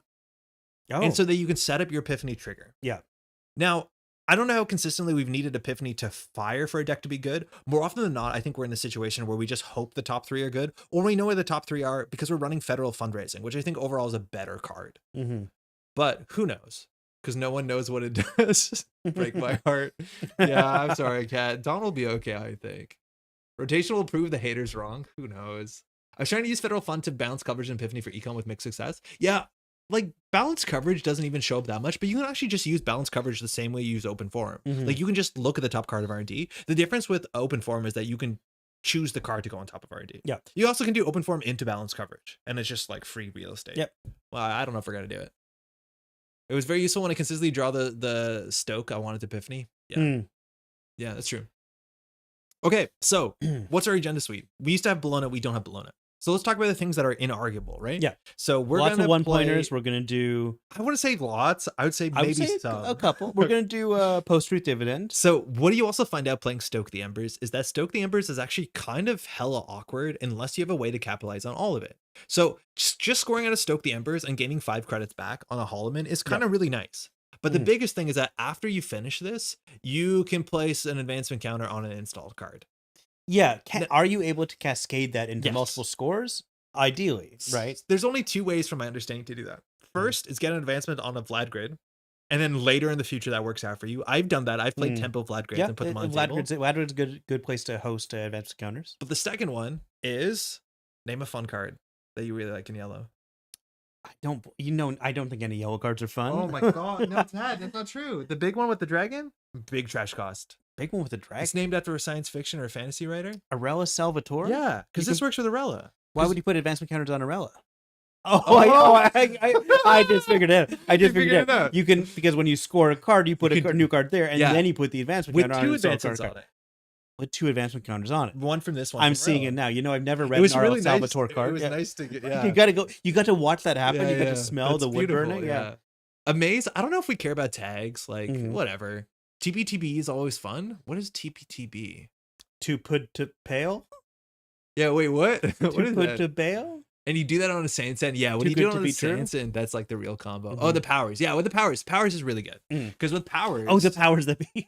Yeah, that's actually the third card. We've even looked at it earlier today.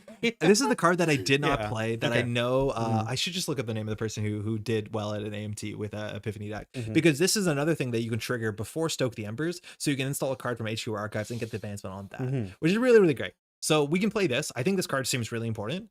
I Yeah. think Sansan is like a bit expensive. The problem with this deck is also like you don't have money. You fundamentally don't have money in it. But if we do Yeah. all of this But on I the like Sansan, I like Sansan plus Arella. yeah, it seems good. So we'll start there and see how it goes. Okay. Now, let rest of the agenda suite. Actually, if we have, let's do more than one. Oh, we already are doing more than one Sansan. Sorry. Yeah, we're doing two. I don't know if Okay. we can afford more than So if we're doing Sansan, then maybe we want to do that card that installs and reses things for free. that. Ooh, that one's pretty rough. Yeah. Look at that. It's pretty rough. That's a 3-1. Exactly. It's a so easy to score. 3-1 that gets you a Sansan. What are you saying? I don't know. It seems like a lot. Seems fine. Like we need our money to haul them in things, I think. Okay. All right. Okay. Let's think about this. Think about this. Yeah, okay, so Post other route things that I dividend. considered. Remastered edition I've considered because Okay. it gets you free advancement counters at paid ability window speeds, which works well with Stoke the Embers. And where do you end up on it? I'm playing it because you have to. Okay. Speaking of Ashes Cycle NBN, Yeah. talking to that new Netrunner player, and we've been talking about like what IDs interest you from all these that you now have. Are you gonna say GameNet? I'm gonna say that she's like, well, as a game developer, I've got to play GameNet, don't I? Oh. And I was like, Piss. I'm not gonna say what you can and cannot choose. I do not want to be that person. I'm We- just saying that there are people who, if you play GameNet, they will maybe not be as nice to you as they could be. Yeah. Wait, we haven't shared on stream the most beautiful Netrunner story. Have I not? No. It's about the hedge funds. Okay, real talk. Okay. Okay. Slight tangent. Okay. I think this is both the funniest and the sweetest Netrunner story. Yeah. Do you want to explain it? I'll explain it because I witnessed this and okay. It's so funny. At the August Montreal NAN-PC event, we had two basically brand new players, Kaylee and Eddie. Yeah. They're both great people. They're both Killer. great people. We love them both. They're great. I think both of them brought basically like printed out decks, like Yeah, primarily. they didn't have a lot of card pool. They did not have a lot of card pool. Kaylee Like had physical product. Kaylee had none. She printed them at work. She put it in like sleeves with magic cards. And they both played. They both had like excellent times. They both were like, wow, I came away with this loving Netrunner. Yeah. And that's a super positive thing to hear. They both got like loaded with prizes. They both got like piles and piles of actual sealed NSG product. Yeah, Because specifically we had like donated stuff for new play. If you came in with like borrowed cards yeah. or printed cards, like you're in the raffle to get like, here's a copy of System Gateway, here's a copy of like Ashes Cycle and so on. And they were of the few people that didn't have all the cards. Exactly. And so because the raffle included 3 people, He's those like, yeah. people get a lot of stuff. Yeah, you get like $150 worth of Yeah. NSG product. Exactly. Enjoy. But in addition to that, were these from These are Josh? from Toronto. From Josh from Toronto. Brought foiled hedge funds and foiled sure gambles. Full arts. Full art foils of sure gambles and full art of hedge funds. Which he gave these out at Toronto Yeah. Nationals a couple weeks ago. And basically he asked, like, whose first tournament is this? And if you raised your hand as prize support, you either got full art hedge funds or full art sure gambles, and basically said, thanks for coming out. Yeah. You're going to use these cards in all your decks. Might as well get some nice You're going to ones. use these cards forever. It's just going to make deck building easier. People were super stoked. Yeah. Obviously, that's a great prize for just being a new player. You don't have to win any games. Just show up and people are stoked. So we had a couple extra. Yeah, and so we had a couple extra. Kaylee got 3 of a playset of hedge funds. Yeah. And I think Eddie got a playset of sure gambles. And then I witnessed something so beautiful, so pure, and so wrong. Something that's such an abomination, but so wonderful to see.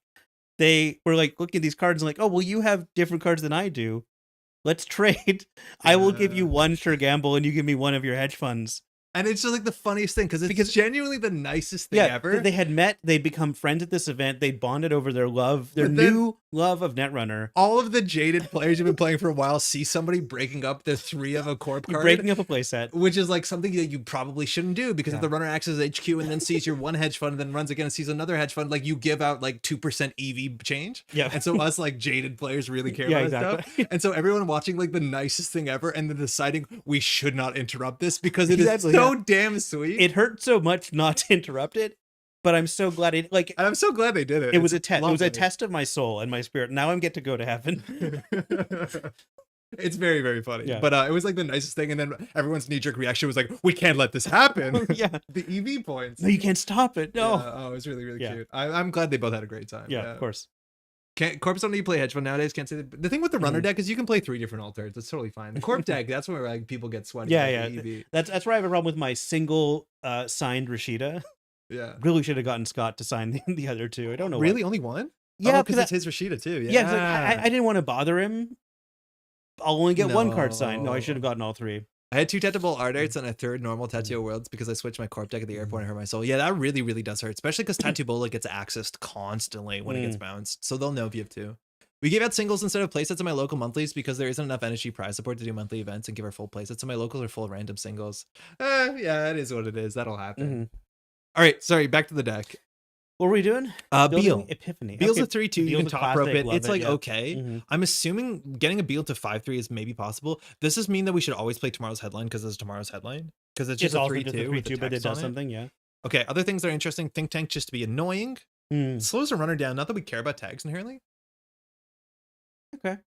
Maybe. License acquisition. I think that's a bit too much work. King making is the really cool one. The thing is, like, you have to build around king making, and it doesn't score the 1-pointer; it adds it to your score area. Yeah, and it doesn't seem like we're putting a lot of 1-pointers in our deck. No, we might not put any unless we're going to be playing specifically the one that I think we skipped over. This one, this one with powers that be actually kind of looks like something. Oh, is it starting to look like something? No, I can't tell if it looks like something though. But maybe you can do install advance and then like score a relic. Like imagine you score post truth on a relic with the powers. Like that just seems like tempo, right? Yeah. And you're drawing a card, maybe that card is an installable card. Like, yeah. I don't know. It feels good. It feels correct. But someone other than me mentioned Hyobu. I think we played against Hyobu last week. Or sorry, on Tuesday. That's why I think Hyobu came up. It was a weird deck. It's very interesting though. A crypto crash is an annoying thing. If they don't have money, they don't trash things. Yeah. But it's a 4/2 that's hard. And we don't mind them trashing things, do we? No, we need them to trash some amount of things. And from that point, I don't know what we do. We can go to the neutrals. Like you can fast advance an off-world office with a Holo Man. Yeah, why not? And you get your money back. Yeah, why not off-world office? Honestly, we're doing asset spam. Okay. Yeah, we're doing asset spam. Like this is 21 points, so we can go and cut 3 points from this, which shouldn't be that hard, right? 3 points? We can't go down to 18. No, sorry. We need to cut 1 point. So I'm assuming we cut this. Sure. Stokerella post truth is basically king making at home. Yeah, I know, but it's so fun because all the buttons happen. All right, so let's just put cards together. Trust hopping a Sand can be neat. At that point, though, we might as well just play the 3/1, though, right? Yeah. I think so. Okay, so things we can do. Amani is just gently annoying. They have to trash this. That turns on Epiphany, and it just the numbers on are good. If we distract them with this, we distract them with the other stuff doesn't distract them. What else do we want? I'm showing neutrals as well. DBS is like not as good as federal fundraising because we would rather know. No, we kind of have cards that are working better for Epiphany specific abilities. So federal fundraising seems like a very good 3 of. Yeah. Janina, Liberty, none of this makes sense. Rashida, we probably play her. It's really fast. Why not? Yeah. Do we do the working prototype warm reception suite? I don't know. Maybe that's probably like how you end up playing a deck that's better in NEH. I guess. Yeah. Tiered is cute. I think tiered is just like gonna get trashed.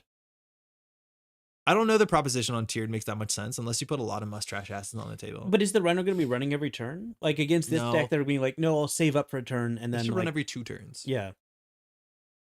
I don't know what else we want to put in it. Spin Doctor is pretty good. I like Spin Doctor. Yeah. I do think we need these. I think we're going to need some amount of money. I think we want to play Wage Workers because we might be able to install 4/2 and just score it. Yeah, I like it. Yeah. Oh, we need to play Holo Man. Okay, so this is where the influence goes because every time I build Epiphany, I end up spending the same influence package. And to show you what my influence package is I like Cohort. And I like Cohort for 2 reasons. Firstly, explain them to me. It's a good asset spam card. Interesting. Secondly, it allows you to trash a card from your hand. And when you trash a card from your hand, it goes face down to archives. Yeah. And that gives you some sort of ability to bluff on the table. Who knows what ability? But the biggest thing is that this card is really good. It's Restore. And Restore says install and res a card from archives. This allows you to install and res agendas. And why? Because if you install an agenda from archives, it's not being installed from HQ. Yes. So Holo Man, and Stoke the Embers. Yes. Yeah. And this is the problem: is like every version of this deck I played spends its influence by doing 3 Restore, 3 Cohort, and then like that's the whole deck. Yeah, but we've decided that we're going to forget about how you usually build an. But look, deck. I did only 2. Hey, Let me take over. For No. This is good. No, let me take over. I'm just gonna. It's a pop-up windows. No, I'm just gonna do. But this card is so good. Yeah, I know. But then what are we doing? Like we're having fun on a stream. But how are we building a new deck that you haven't built before? But Patrick, the deck doesn't do anything. No, it does. Look, I'm Patrick, gonna meet up with my best friend. I'm gonna make him. She's gonna be there. There's a new NBN sysop that's gonna be named after Lois McMaster Bujold. Who's that? 3 Arella? Yeah. This economy? Yeah, to replace all the restores. What if one gets trashed? We need to find a way to get one back. Doesn't do that. No, I know. What do you think she does? The reason that she's replacing restores is because the restores are there to reinstall her if she gets trashed. You know what's better than that? Just drawing her again. I will never restore an Arella. Good.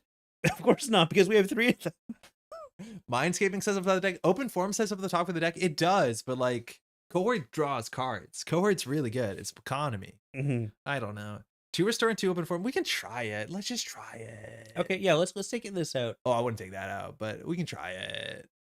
2 restore, 2 open form. What's it? Let's try it. Look in the eyes. Yeah, there we go. Don't play Hermes. Yeah, Hermes is really bad. Well, let's see if I can play Hermes. Nope. No, we'll be fine. Okay. Restore. Open form. Okay. Restore. I think this is actually closer to. I'm just gonna search the name of the player so that I'm not just saying. Oh yeah, that sure. player. We're just gonna net deck this, right? Yeah, we'll just totally net deck it. So we'll do cool. Restore Epiphany. Open forum. Nah, we don't need to. Disc Elemental. This is it. Okay. So this is the idea. 1 open forum seems like more than enough. Notice how they build a really good use of influence. Don't look. Yeah. I'm looking. Let's do one of this. Okay. Then we'll do 2 cohorts. 3 cohorts? Patrick, it's so good. Okay, so now we need ice. We're just making the same deck you always make. No, this one didn't have TPTB and Arella in it. Well, now it has less Arella than it did before. Let's put some ice in it. We have no influence. Okay, so what do you want to put in? No one's going to queue with Hermes. No one will queue with Hermes. It's impossible. I want to put 3 pop-up windows. Okay. And then what's our mid-range end the run? Like a Messney? No powers in a power deck? No, it's right here. Messney's kind of, yeah, Messney's nice. It's either Messney or Enigma. It's Messney. It's Messney? Messney's also a really good way to use the additional power counter on Stoke. If yeah, you true. It's another target for that. Yeah. It's really good for that. Sentries. The problem is like what's the good tempo sentry you can play? Like Jua? Hydra. Like, I think we play Tithe. Oh, Tithe is good. I like Tithe. Yeah. Like, Tithe is annoying. Tithe just like defend some of that, some of those assets maybe. Yeah. What do we do in the runner stalls? Miss Bones? Play more assets and Epiphany a lot. Yeah, we tag him and bag him. Yeah, you I think last time we played this, we played a singleton Hydra. I don't think people are prepared emotionally for Hydra. Yo, Tron, how's it going? I'm excited for your Eternal, and your Eternal document is pretty slick. For barriers, it's either what we do ping or we do wraparound.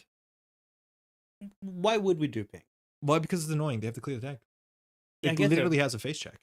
Yeah, that's true. I let's do ping because ping is kind of the anti-miss bones tech if they leave the tag on. And smiling is surely better than Tithe. I don't know. It's pretty cheap. I'm very pleased with it, and I'm super glad people are finding it useful. What did you think about Jeff's like criticism of it? And I mean criticism in the best way possible. Like he read through all of it. I feel like operation, we might need some more money here or something. Like a third restore? I think we can't afford Sansan when we have Holo Man. I think that maybe we should believe in ourselves. Okay, we'll try. People come to watch a stream where people have fun. But like, I think we need to play Planogram or Hedge Fund. We need to have some burst money. Because our only money in the entire damn deck is Regolith and Rashida. And 3 Offward Office. Yeah, it's true. We got to score those. Maybe the reason I'm so bad at deck building is because I count Offward Office as my econ. Yeah, that I can see why that's. Why are we running 1 Beal, 1 Remastered Edition? How did this slip through the? What is this? 1 Beal, 1 Remastered? You're gonna blame me, Patrick. No, you can't blame me. Balance coverage is money. It is. YDL might be a better slot, but balance coverage is only money if they don't trash it. We could try it. Like, it makes sense. Cohort is money, yeah. But I feel like we have enough stuff on the table if they trash it. Chat disconnected. Oh, that's a frightening sentence. Are we out in the wild? Oh, it's successfully connected. Okay. Everyone keep talking so we know you're here. Also get secret engagement. 1/3 is pretty good tempo, even if they do trash. Yeah, 1/3 is not the worst. I feel like open farm is the worst card in the deck. Okay, I'm just gonna check over here to see. Yeah, they did a lot of stuff here. 18 assets. Only so no hedge, but yes, predictive. Interesting. Yeah, because predictive is card draw. Yeah. I think we have too much ice. Let's not play a Hydra. Also, you got pop-up window. That's money. Yeah, I do like pop-up window a lot. How about we just do something like this, and then we play... One Hydra? No, I was just going to say like... Singleton Hydra? One Hydra, one tithe? No, I was just going to be like some operations. No, F it. Tithes are money. Is this good? The tithes are their money.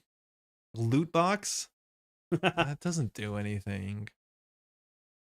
This is kind of cool in Hyobu. It's also really cool if you play Braun. Because Braun reinstalls them. That's cool. FTP is like a bit of a tempo check. I feel like Tithe is just going to be annoying enough. Got some help from Bob getting the deep dive RA, which I had no familiar with. Cool. I'm going to be continuing working it. I watched the stream back and made a number of changes and corrections in response. Oh, super cool. I don't agree with everything, but I have some pretty big oversights. I super appreciate the feedback. Yeah. Gatekeeper, we have no influence, Dijon. I mean, I like Gatekeeper. I'm not saying this wrong, but apparently we need restores and we need cohort guidance program. This monitor is now plugged in an HDMI. It used to be from DisplayPort. You can tell. You can tell it's now a 60 hertz refresh rate and not the 144. And I feel like a real bougie boy seeing it, but I can tell. Is the worst one, right? No, DisplayPort's much better. Oh, really? Okay. Yeah. You want DisplayPort. I honestly think we cut the Sansense. But you want to keep the Sansense. No, we can. I have no. We can't afford this. Like I think we have to do this, and then we do planogram, which is either money or card draw. It does work with Arella, and that's what I was liking about it. It does, but like, how can we afford to res 8 credits for Arella? And then we can only score Beals on it, right? Yeah, we scored them so quick. Ugh. I think this is better. I've never seen so much Hyobu discussed before. I finally found my people. Okay, let's give this a shot. Epatphany. Is that what we spelled? Yeah, ANY. That's awful. I was considering spelling it even worse, but meanwhile, I'm the 50 hertz screen because UK Power freaking says, yeah. It's when I watch like what do I watch that's UK content? You go on YouTube. It's like, do you want to watch this in 50 frames? My response is, I guess so. Hyobu needs his fully up data board. Yeah, Hyobu needs like a power card. A card on tempo that makes sense, that involves revealing. I'm trying to copy Kentucky.net.com. You can score 4-2 off Sansen with Arella and Stoke, I think. No, I don't think so. I'm always surprised whenever we play a deck like this because it's so much faster than you think it is. What would a card that works better in Hyobu, like a 0 cost ice that like I just pulled reveals? Okay. Real talk, in the set that I was designing, my Jinteki identity also had a click button on it. It did an ability. And I wanted a one influence Jinteki operation that is basically kind of like how things get done in a lot of other NFG sets, where it's like, this is a 3 credit econ card with upside. So it was like, that works, gain 3 credits. Like if your ability, So the card says like gain 3 credits. If your identity has a click ability, play it without paying the click cost. So you basically just click compress it. Cool idea, And then because it's one influence, put it in Epiphany. You can play it in Epiphany, you can play it in Hyobu, right? Like I think that's a really fun idea for a card. Yeah, I like that a lot. You word it in a way that makes sense. Click Epiphany, click 2 horse, scar, add 2 counters, click advance, 3 core. Does this actually work? 0 cost 3 trash asset. At the start of each turn, reveal a random card in each player's hand. Yeah, that'd be really tedious, but that could work. I'm thinking like a 0 cost ice with an on encounter that says, like, this might be a an ice with a subroutines. On encounter, reveal random card in the grip. You may pay 2 credits to trash that card. You can just trash cards from their hand. You just play neural EMP. You're basically doing neural EMP. Excuse me. I think I want NBN to be a bit more about information in general. Yeah, me too. So I want to have an ice that says like. That's why I, in theory, liked the Mumbad. Yeah, it just didn't work. Parashandra, yeah. We get to open with open forum federal fundraising, but then none of this hand does anything. There's no way we can keep it. I don't hate it's called.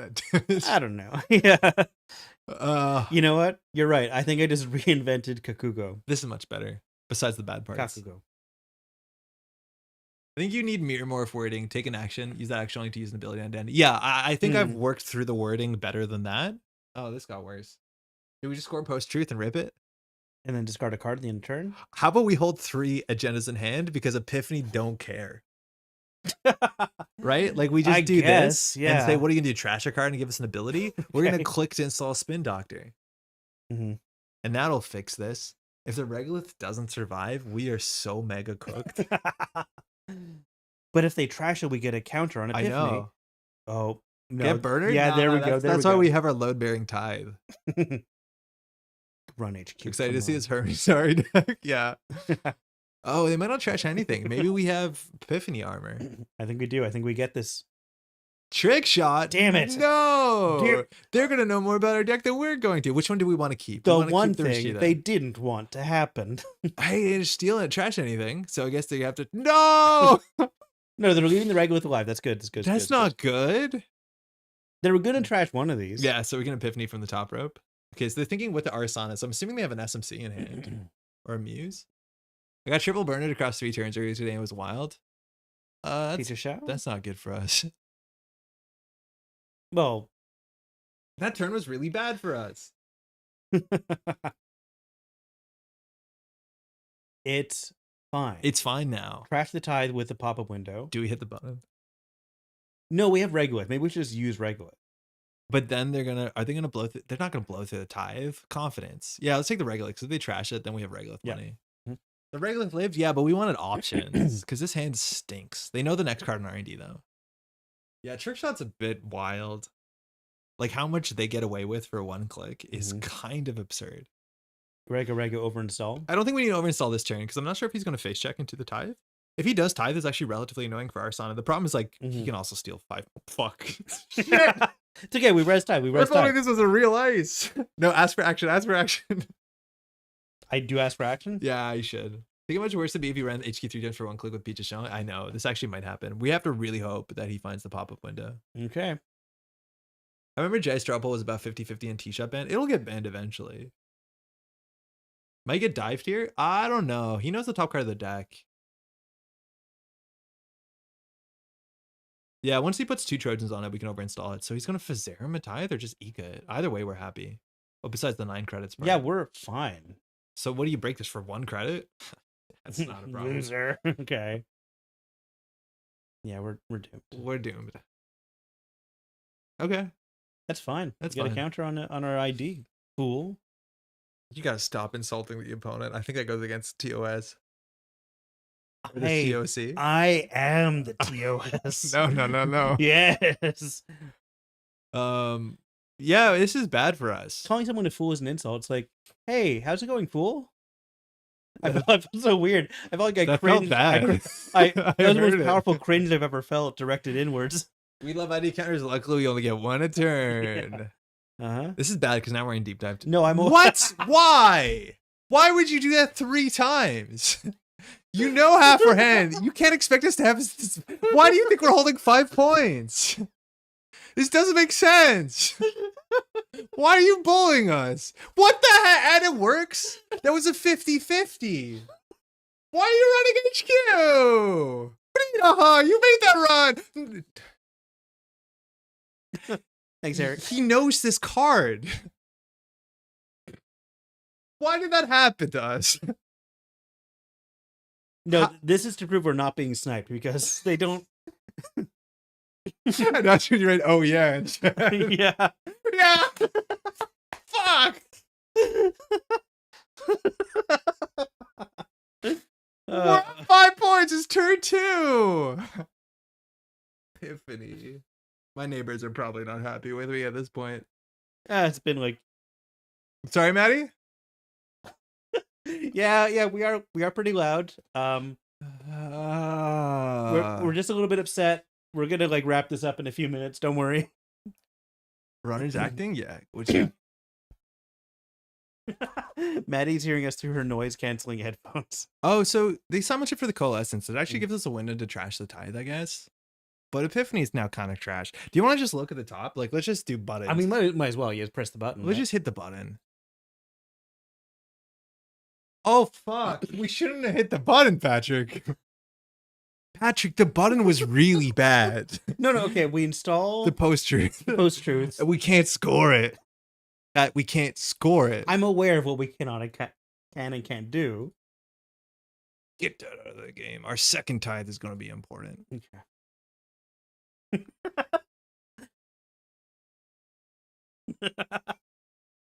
Yeah, things are happening, folks. The worst part about Epiphany is you get to see your future, and your future sucks. Your future's 3 more points. Yeah. I went to fortune teller and she cried. They always run the post-truth, never run the post-truth. They're up 5 points. They never run it. This is called traumatic irony. It's yeah. Thanks for educating us. We should have declined. You never decline. As soon as you decline, you're giving up way more information. You're meant to do this quickly and confidently and be like, they never run it. So now we have to draw the off-world office. We're going to do it? Yeah, and we're going to do it. Now we Epiphany, right? Now we Epiphany. We have to. I think we Epiphany, yeah. Sick. Rashida. Oh, we could have done powers that be first. Oh, that would have been so cool, though. Dude, how sick would that have been? Powers that be score a poster? I'm aware. Oh, man, that would have been cool. A lot of things would have been cool, man. Oh, that's a lot of wouldas and couldas and shouldas. There's no way we knew that. We obviously did not know that. Okay, now they're running it. Yeah, now they're like, okay, second Eca? Good thing they have a second Eca, though. Yeah, that's good. Better lose on some HQ accesses? Never. It's a 50-50. We always got a pop-up window. They might not be able to afford it. Yeah, okay. Okay, never mind. Well, there's our whole entire economy. So NEH draws a lot of cards so that you have a board. Now we're gonna lose to a Parisha. What's the next card? I blanked out. Yeah. I totally blanked out. It didn't tithe? even tell us. We didn't install the tithe. It's a tithe. There's a top rope tithe. How the hell are we meant to score? Behind a tithe. I know they have Nika, but no. Why are we drawing? Why? Because now we get a cleaner top rope. Yeah, let's say that. Restore event. Bad to play events in Epiphany. Huh? That's why we played you don't put as few as possible. Okay, we'll do a spin doctor. Epiphany counter is better than drawing a card. No, not always. Actually, yeah, I think we've already proven it's not better than it's drawing bad. a card. We would have rather had cards than had that first turn, I'm pretty sure. Yeah. I guess we res the spinny and then just put something on the table. Okay. Federal fundraising? I guess so. Sort of thing would have happened if you're playing Kyobi, you would have lost already. So true. Yeah, very true. Don't you hate losing on turn 20? Yeah. Lose on turn 6. I'm hearing that the deck is perfect. We just need to pilot a bit different. Yeah. That was just a bad start. It was generally a bad start. They're prognostic, so they can even claw out of nowhere. We're not safe. Remember, we have to haul them in. We need money for that. We've got 9 credits and a pop-up window. How good is it to restore Regolith? It's very sad. It's pretty good. Every time you install the card you draw with NEH, you're just playing Epiphany with the less information. It's like so not true, but it's fun to think about. Yeah, how could you say that? All right, so we can predictive for 3 cards. That will put us at 9, and then we double install. We only have 2 post-truths, so it's not like the powers is going to do anything unless we work. So we just need to get a Holo Man on the table, and then we have to get lucky. You feeling good about that?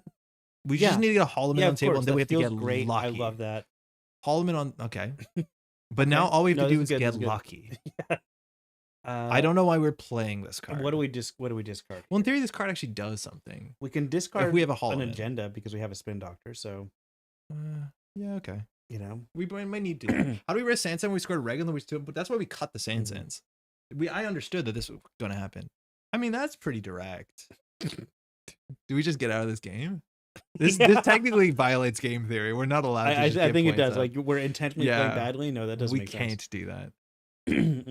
Is it possible to get rid of that yellow box trying to know the cards? Oh, so sorry. Yeah. Excuse me, that's there. That's because we violated a timing structure. But please shout that out. Yeah. We appreciate you letting us know.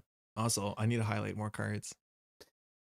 Oh, by the way, maybe this is not a game to watch if you're trying to learn the cards. No. You need to know how to lose. I guess so. Yeah. It's like learning how to fall when you learn how to figure skate. But I don't think anyone's watching us lose with dignity. No, but it is how to safe fall. Do you think we do Messney tomorrow's headline open forum? That seems really bad. Yeah. What's the worst combination? Yeah. Okay. No, Messney's hard to deal with. Besides Fizzarum. And they don't have an obvious way they can deal with it. Well, Simulchip and Fizzarum. Simulchip, Fizzarum, yeah. No, Shaper can do literally whatever they want at all points. You're right. I actually forget. That's kind of the thing. Click the button. Yeah, F it. Let's get a Holo Man.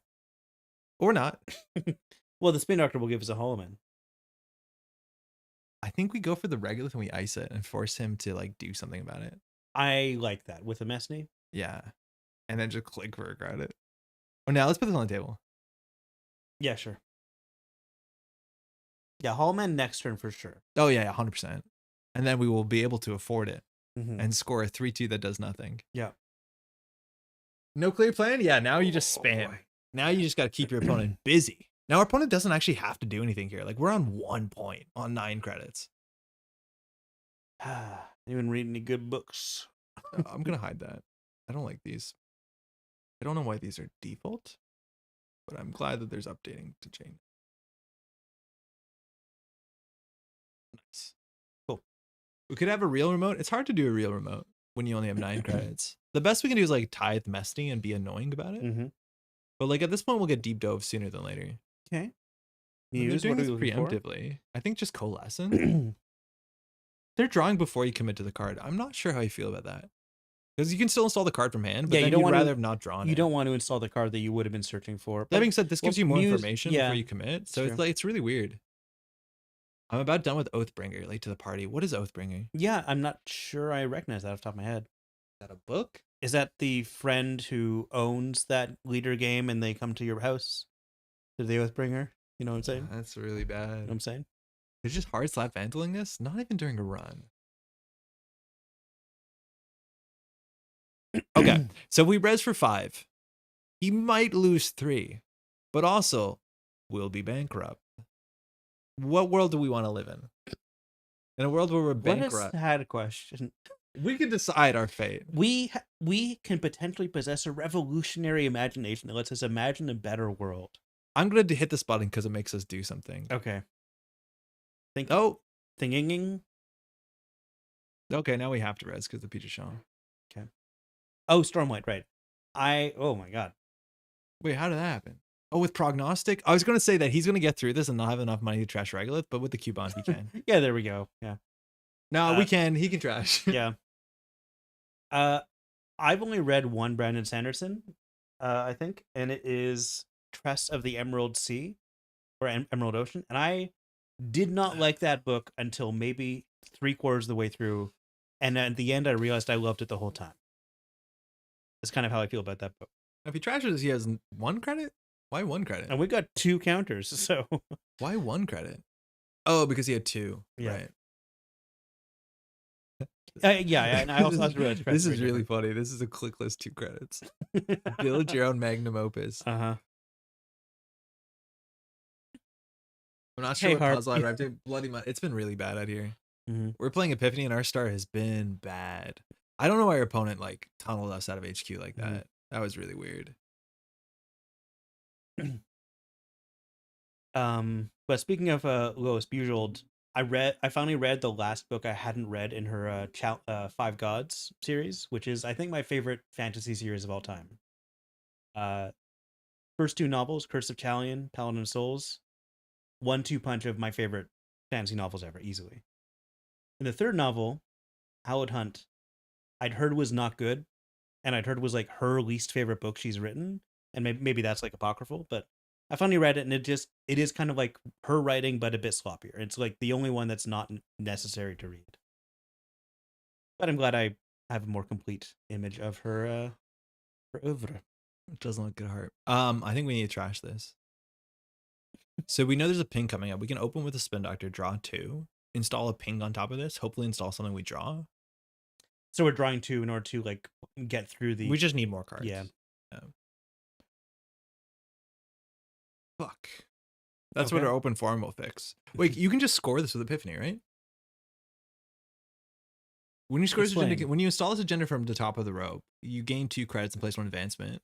Yeah. And so then you have 2 clicks. You can't even score this with Epiphany? No, you need a Holo Man. The heck? Who's excited about this? This looks weird, but it's a different server. It's the same server. Okay, cool. Like, click for credit? I guess we Epiphany here. The series is called... It's sometimes called Chalion, sometimes called The World of the Five Gods.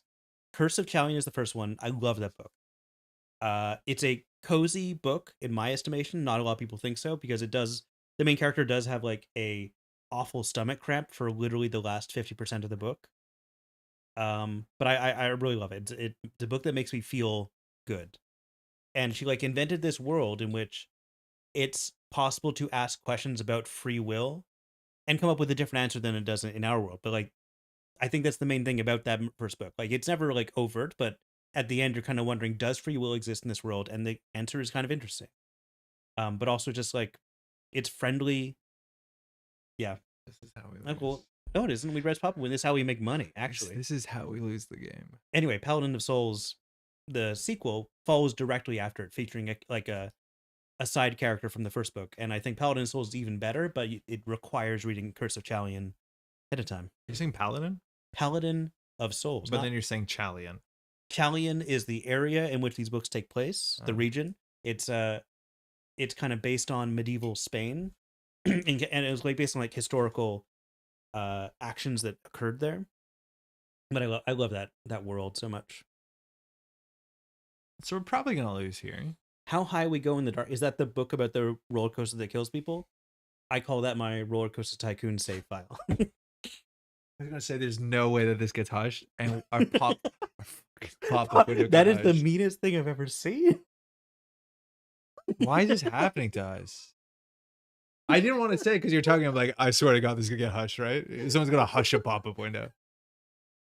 Shh! You don't get credit. You don't need the credit. What in Oh, the we didn't most lose. Damn. the most disrespectful. It's been so fucking rude. Just the rudest game. Who is this person? They're gonna run Do we know- back. It's a piece of Sean. Like, what does it cost them? Nothing. Keely Barry is the best deck. Mhm. How is Epiphany Oh my doesn't God. do nothing? This is so spiteful. I don't know what we did to this person. Don't worry, our pop-up window will get money. Why are they running back on HQ? Well, they kind of should. Like, we've I gone guess through they this many could, they cards. should, yeah, I Okay, guess. so look, we've went through 6, assumingly 8 points in the Mhm. top 25. That's not that far off, but you're assuming there's one card in here. Lock my nose. Sorry, slowly? It happened pretty quick. We still need a Holo Man. We haven't seen a Holo Man. Like, I don't know. The next 3 cards in R&D don't have a Holo Man in them. Tell Larry not to play with their food. Like, do we trash the pop-up window to deal with the hush? Like, I don't even think we care. No, I don't think we care. Do we open for him just to get a card out of hand?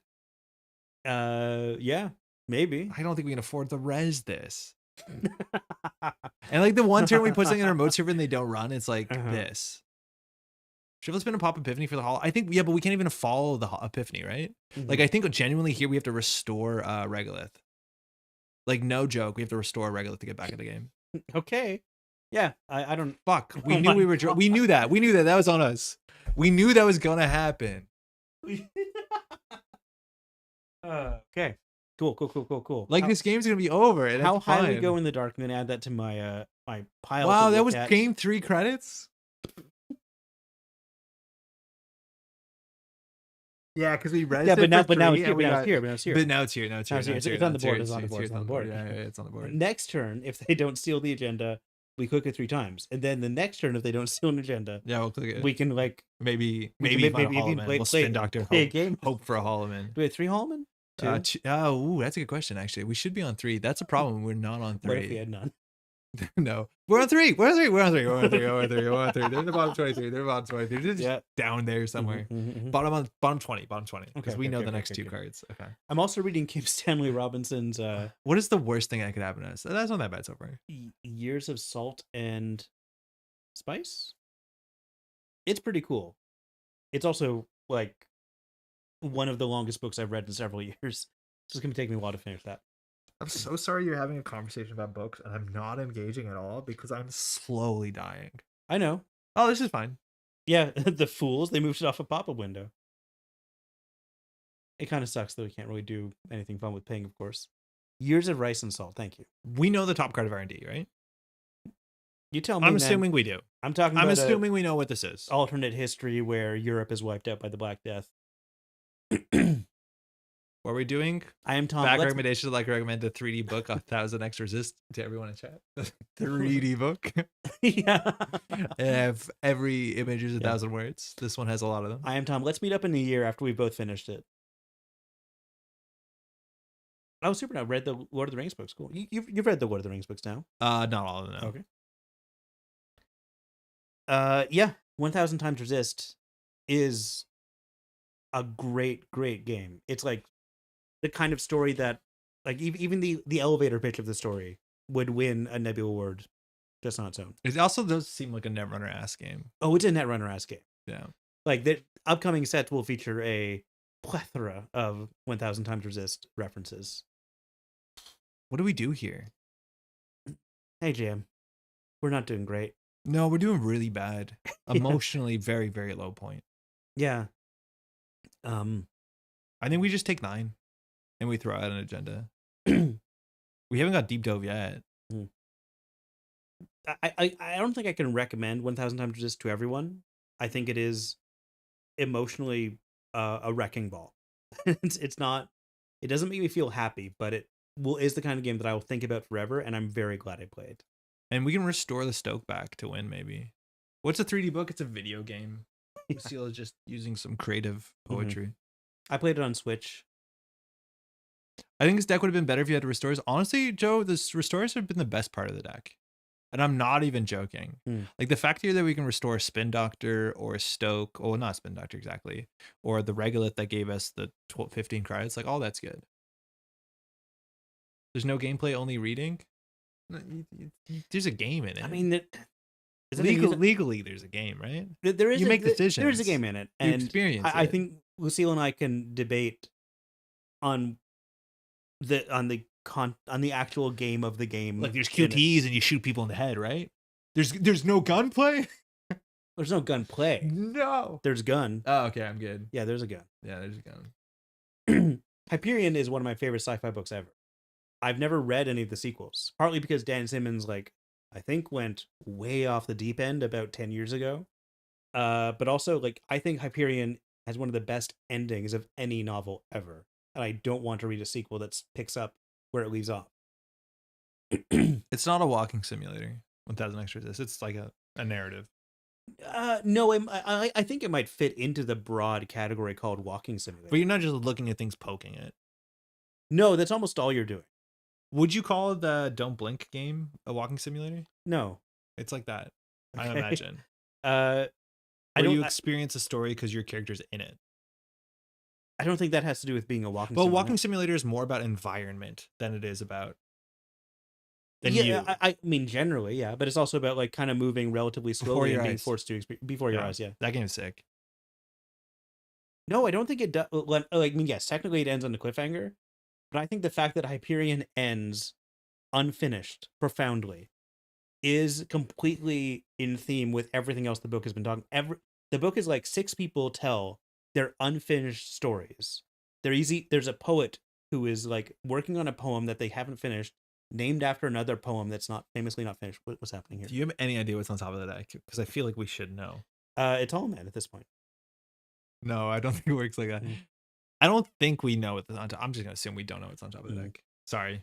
Anyway, I felt very satisfied by the ending of Hyperion. I guess that's like controversial because it is meant to have a sequel, but I think a book about unfinished stories that ends in a way that feels unfinished works for me in a way that made me feel like I'm okay with this. I'm done with this.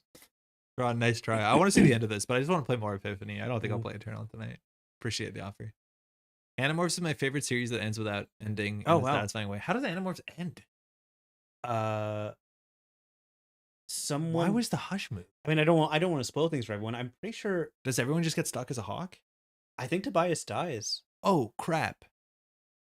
Why did the hush get moved? No, it's not Tobias. Oh my god, Rachel dies. I forgot. Yeah, wow. I'm sorry. Spoilers for a 20-year-old series of books, but ends pretty grimly. Yeah, it really does. I just want to shuffle here. I could try to make a viable Eternal Epiphany. It would be hard. You mean bad? What's going on? They just wanted to shuffle, I think. Again, okay, that's fine. We got a counter. He has no money. He has a pawn shop though. He's got a pawn shop. I've never finished Animorphs, and now I never can because of Patrick. Well, you're welcome, Eric. Now you can read Willis McMaster Bujold's beautiful World of the Five Gods series, including the Penrick novellas. I love those a lot too.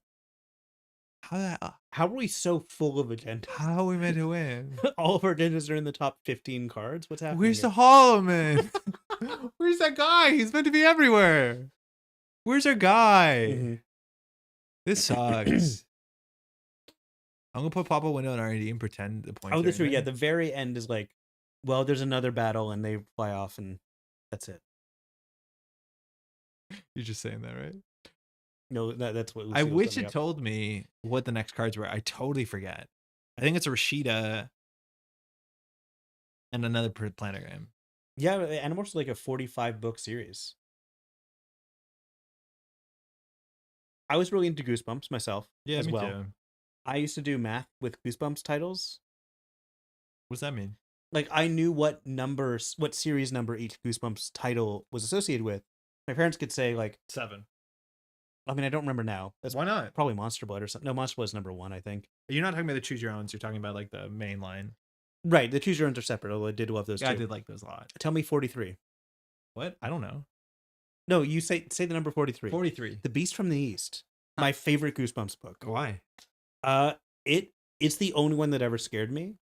I found it because it's about these kids who like get lost in the woods and they encounter these like monsters, these like animal like monsters who just play a game, but they're essentially playing Calvin Ball. The rules don't make sense, and even when the kids think they're about to win, the monsters are like, "Sorry, you were in the opposite space when you triggered the win, so you lost." Like it's completely nonsensical, and it like I think it. That's the weird tag one, yeah. That's the weird tag one? Yeah, it's the weird tag. Exactly, yeah. Very cool. Yeah. I don't remember Cold Lava. But like my parents could say, "What's this book plus this book?" and I'd know what's this book times this book, and I'd be able to like recite phone numbers in Goosebumps titles. He ran that and then just walked away. We know the top of R&D, and that's the thing with Epiphany. It's You like keep when saying we know we the know top, the top of of we R&D. do. We do. It's a Rashida. Okay. Into a planogram. Mm-hmm. I'm trying to remember. Problem is that doesn't work. Animorphs is sad because it's effectively a series about a bunch of kids getting severe PTSD and never recovering. Yeah.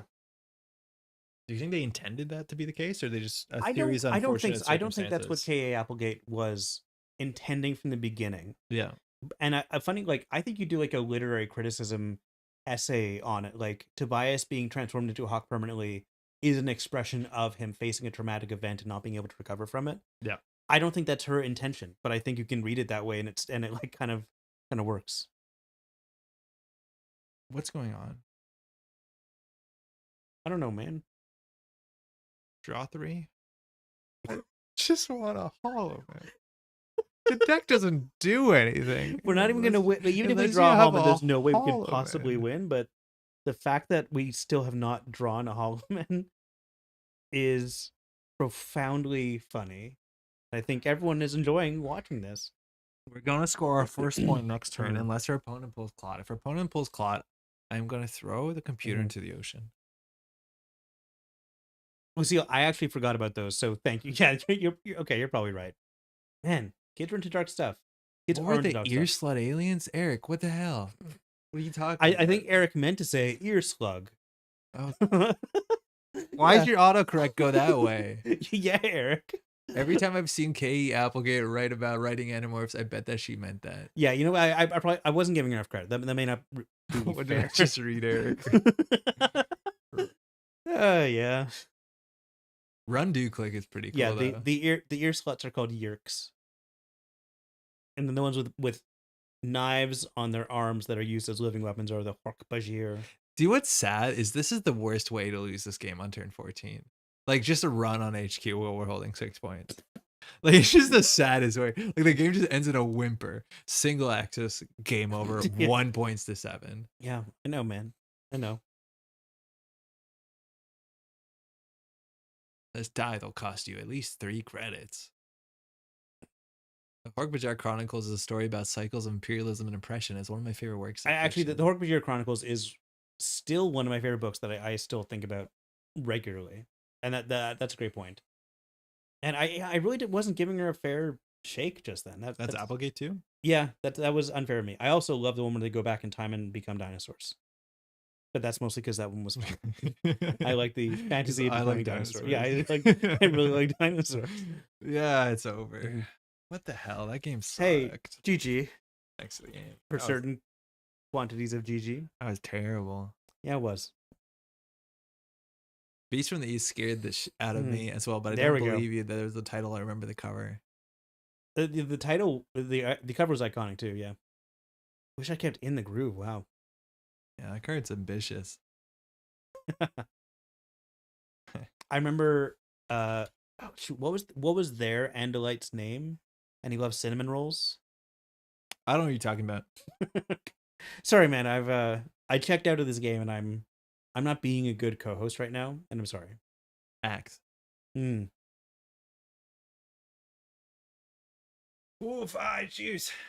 Let's get another one in. I don't think we learned anything about the deck besides that it's bad if you don't draw the Holo Man. I think that's true. And I think, can we check R&D to see when the next Holo Man was? Just for... Oh. We actually, so next turn, Okay. our plan was, if we don't lose, is that we open form the Stoke to the top of the deck after we draw the off-world. Actually, we probably go for the off-world, and then we do the Holo Man.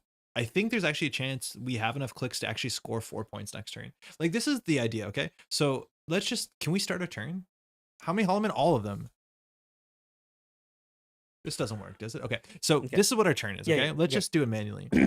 So I just want to see if we have enough clicks. Let's give ourselves clicks. So start a turn. Oh man, we actually have a really sick combo, I think. So after your mandatory draw, reveal the top card of it. So we get our mandatory draw. Then here it says, after your man reveal the top card of R&D, add it to HQ. Then we can choose to put a card on top of the deck. So let's put a Stoke on top of the deck. I think this is fine, okay? So then all we do here is we hit the Epiphany button and hope. This has to hit a Holo Man. It does hit a Holo Man, so we put a Holo Man in server 12, right? Well, this is assuming our opponent doesn't have a Clot. Then we have to Epiphany for the Stoke. That also goes on server 12. This puts an advancement on itself. Okay, so we haven't installed a card yet. So we res this, we gain 4, we put it on here. Then we res the powers that be, and we res Arella. Wait, this is, we have no clicks left? I guess we have no clicks left. So then we score this. We can't score because it's not our turn. But when we score this, we can install a card and put 2 advancements on it. Oh, we actually can't do more than this. Okay.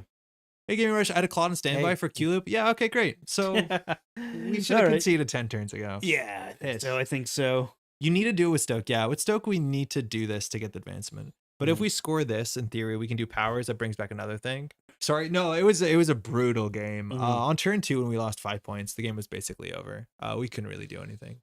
Yeah, Q-Loop into Clot is like absolutely brutal.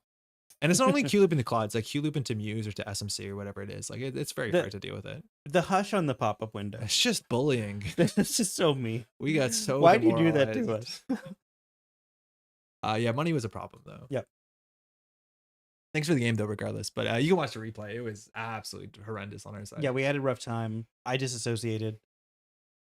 Andre kept it together. Yeah, I tried. Yeah. No screaming. So that's where you need a Sansan. If you have the Sansan, you can score that into another 3 too. Oh my god. Santa's a good card. Did we put it in the No, deck? we can't afford it. Shit. Everything I just watched continues to convince me Q-Loop Ari is the best deck. It's basically build your own world tree. Our opponent's economy wasn't very good, right? Like if we actually presented problems at a speed that mattered, like get out breakers and do something, depending on whether it's like trick shot or overclock, I don't know. It hasn't proven to be the best deck. Like you get that same sort of power from like Lat with more consistency. Yeah. It's just less flashy. But I think Q-Loop's totally cracked. It's just very inconsistent. I think with Q-Loop too, also people just remember the cool thing that happened and they don't remember when it doesn't do anything. And the mental tax that it gives you during a tournament setting. What other deck could spend 30 minutes winning 7-1? That's a really good explanation of Q-Loop sometimes. I know I lost a bunch of games on it at Nats, but it cooked my brain doing it and installed a lot of cards, You probably need a turn or two where you can install 3 assets. Yeah, the problem is like, that would have been lovely. When the hand is like that, you can't do it, and so you snowball backwards. Like that is unfortunately the insidious thing when it comes to agenda flood, is like if your hand is mostly agendas, you're not doing the thing your deck wants to do, and then you slip further behind.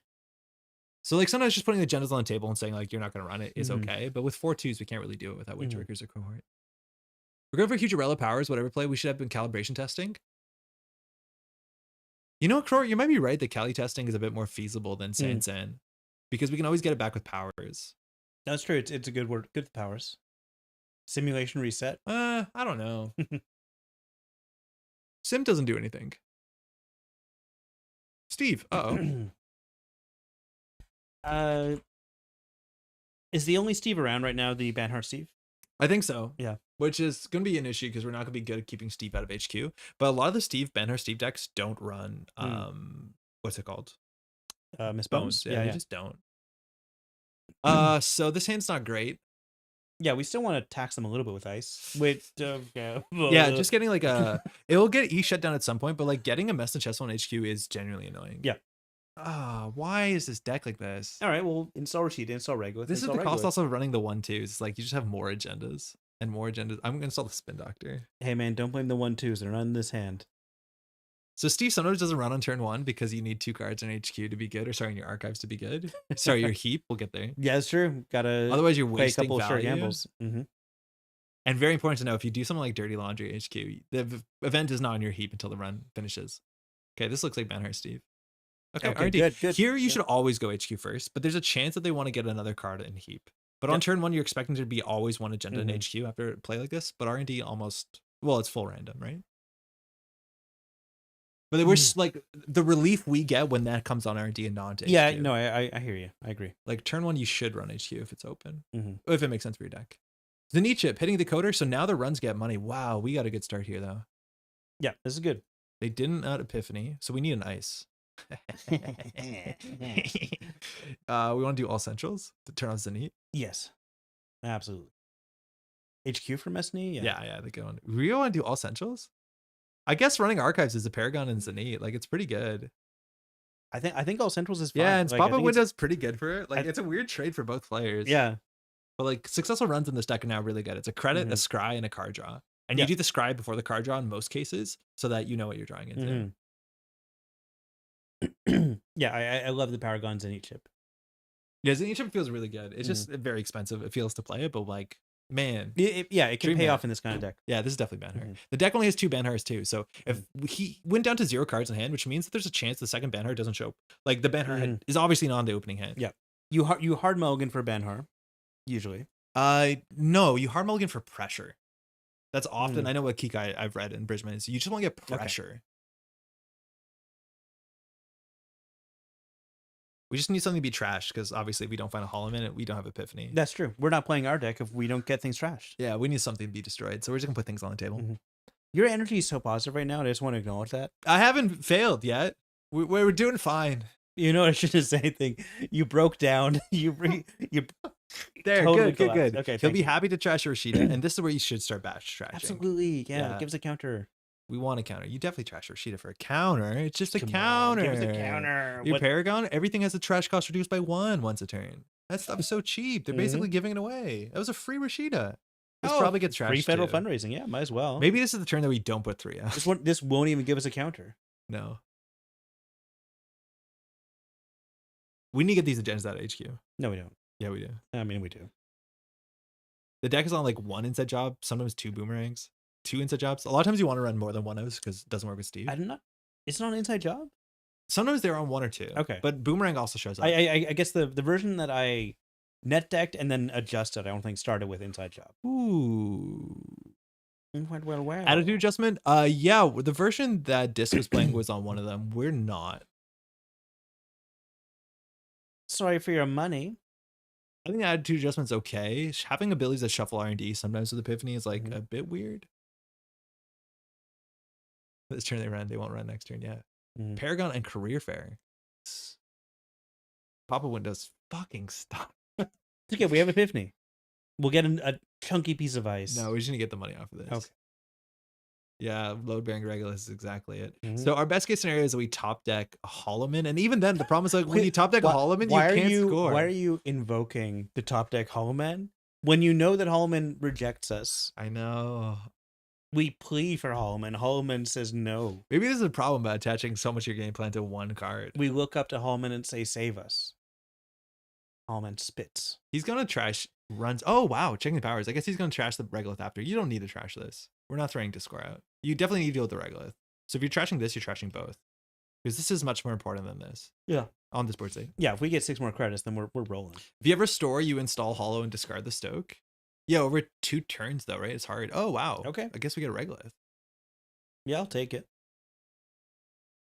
Be good, find a top deck Holo if you had an open for him. Yeah, whatever. Yeah, I don't think he's trashing that. I think he wants to trash the Regolith. This is a fair undo, right? Yeah, nothing changed. Yeah, I think that's fair. I see Gregowat has left the game. I'm like, just thought it was our opponent for a second. Okay. So further still it's actions. Paragon and Scribe, but then the Regulus is probably going down. We Mhm. definitely want 6 more credits on this thing. Again, Holo Man's at least 6 to score out. That goes fast. So you're totally right. The real play is never advancing 4-2. Yeah, the thing is with Paragon. Whoa, that's not what I thought. Wait, so breaking this is like 3 credits, and we need to get these out of hand. 1, 2, 3, 4, 5. 4. You don't break the first one, Okay. and then you shut it down, right? Yeah. I actually added E shutdown to my version Yeah, it's good. just so I'm always like, play it 5 times in the game. Hey, Not Guaco. bad. Hey, Guaco. Yeah, I like 2 or 3 E shutdowns. Mhm. Not 1 because you can't recur it. No. 2 is really frustrating. Yeah. I think we just do regular ping on. Oh, our pop-up windows cost money now. Feels bad. Oh yeah. Wow. Catch Cradle, the ultimate tech. Is hear me out, install 3 agendas. On 2 credits, you won't check, but he'll check 1 of them with Paragon. Yep. And once you see 1, like, I don't know what you check the rest of the table. Yeah, he's getting rewards just for making casual runs. Like I think that putting things naked is not safe. But Yeah. I guess he won't imagine 3 coming. I do want to use our ability. What game. ability? The ability on Epiphany Analytica. We need to use it to find a Holo Man. Yeah, and we will do that. We'll find a Holo Man. This is so bad. Holo Man. Oh, Pan Move. He really wants to get HQ. He lost to Shirgandle yeah. for that. But he's not going to get into This it. pop-up window is going to end the run. Sick. Oh, in theory, he can break it, but he can't, so I'm just going to fire it. Ninctor's in this deck. If you're casting 5e shutdowns, are you really playing Steve? No, if you're not, I agree, Raheem. Shutdowns, like, make us res this message just with 17 times. It's so annoying. All right. Cat's Cradle. Feels good. Feels right. Now Okay. he can run through this for free. It's actually fine. Like, we get credit, but he gets a credit back and a card draw. Lucille, if you're right, I don't know what that would mean. I think the simulation is like leaking. Do you want to check for 3 Holo Man? Damn Time it. pop-up cohort. I'll do the cohort. Yeah. Because the cohort means we can restore the agenda. And we want to get the agendas out of hand. I think we actually ice up the cohort. Sure. Yeah, tithe on cohort, sure. Make our hand mostly agendas. Yeah. Well, our hand is the best defended place right now. Yeah. Yeah, he's floundering. He needs to make a break into HQ here. He's floundering. Mess and Chesto's really no, like our board state's No, fine. our board state's It's just fine. the Yeah, problem is we have sure. no way to win. Yeah, he needs to. He has no way to do much. Now this Regolith can go down. If he does, it gives us the Epiphany trigger. We're actually like okay with it. Yeah, He spends yeah. all his money trashing a Regolith. Yeah, I'm completely okay with that. That's scary, dangerous for him. Yeah. Do we throw out with cohort the Stoke or the Offworld? What do you think? I think the off-world because we know we're gonna draw a Holo Man, But Stoke only Anyone. does something when you restore it, or when you. Oh yeah, it's true. Yeah, it's right? pretty Like much- from hand No, to no, Thiefless. I see what you mean. Yeah. Yeah. Okay, yeah, and then we just have to hope and pray. Well, he didn't trash it, so we don't have it. We don't have it. No, but he will trash something soon. What? I don't know what. He'll trash something. Like, what do we do? Do we do pop-up Beal or just is it a remote server? We do Beal pop-up Tithe? Okay. Do you think he'll run it? Hear me out. Maybe this plays I sick. think Beal pop up. Yeah, We just need to make the game yeah. do something. I think it's very fun. I think the game think we're has gonna- to go in a I think we're going to direction. score this gen. I think there's Yeah, no yeah, way that he can challenge this. Draw for Hall is fine, but there's no way on 3 credits, less on 15, that he Mhm. thinks this remote server is assailable. Now, it is very assailable. But sometimes you got to play like you got it. Mhm. This is turn 7, 0-0. Hey, this is why you play NEH sometimes, huh? When you just hope, this is the thing, it's like we're hoping for Epiphany to line up, and not only does the top of the deck have to be good, not only our opponent has to do a thing for us. Yeah. No, it's a lot. It's counting on a lot. Yeah. All right. Pay your. Firewall, it's the same. Mhm. Oh, money. So we're assuming he's assuming that there's like a ping or something here, right? Like he needs a breaker. Yeah. Like he's assuming 2 brands or Hydra. 5 servers? Oh, that's nothing, Guaco. You can go way further than that. Yeah. We can zoom out for days. I've seen 6, 7 servers back in my day with NEH. I'm sorry, I shouldn't have brought up NEH. So he knows the top of the deck. He got his scry. It's hard to read this, but he does. Knowing if he's topping or bottoming cards actually does matter. Hmm. because that means that the next card is bad, which means that he's digging for something, right? Like there's some information to be read. And this is totally lost when you're not playing in person. Digging for Banhar, I'm guessing. Yeah. 2 Banhar. The deck is on all the influences 2 Banhar, 3 Steelskins, 3 Strike Funds. Okay. Well, we can just stop this, right? I don't know why this is happening. Yeah, this is fine. Out here into tier. All right, this is good. He ends in a tag. Unfortunately, Nothing. wait, we have planograms. Oh my god, we do. Okay. Okay. Should I return triggers? Cohort. We could flip up the Stoke to get a Beal counter. Hear me out. No, that's kind of cool. It's kind of cool. It's kind of cool. It's kind of cool. It's kind of cool. It's kind of cool. It's kind of cool. Yeah. We can restore it right away. And then we can powers that be the Embers.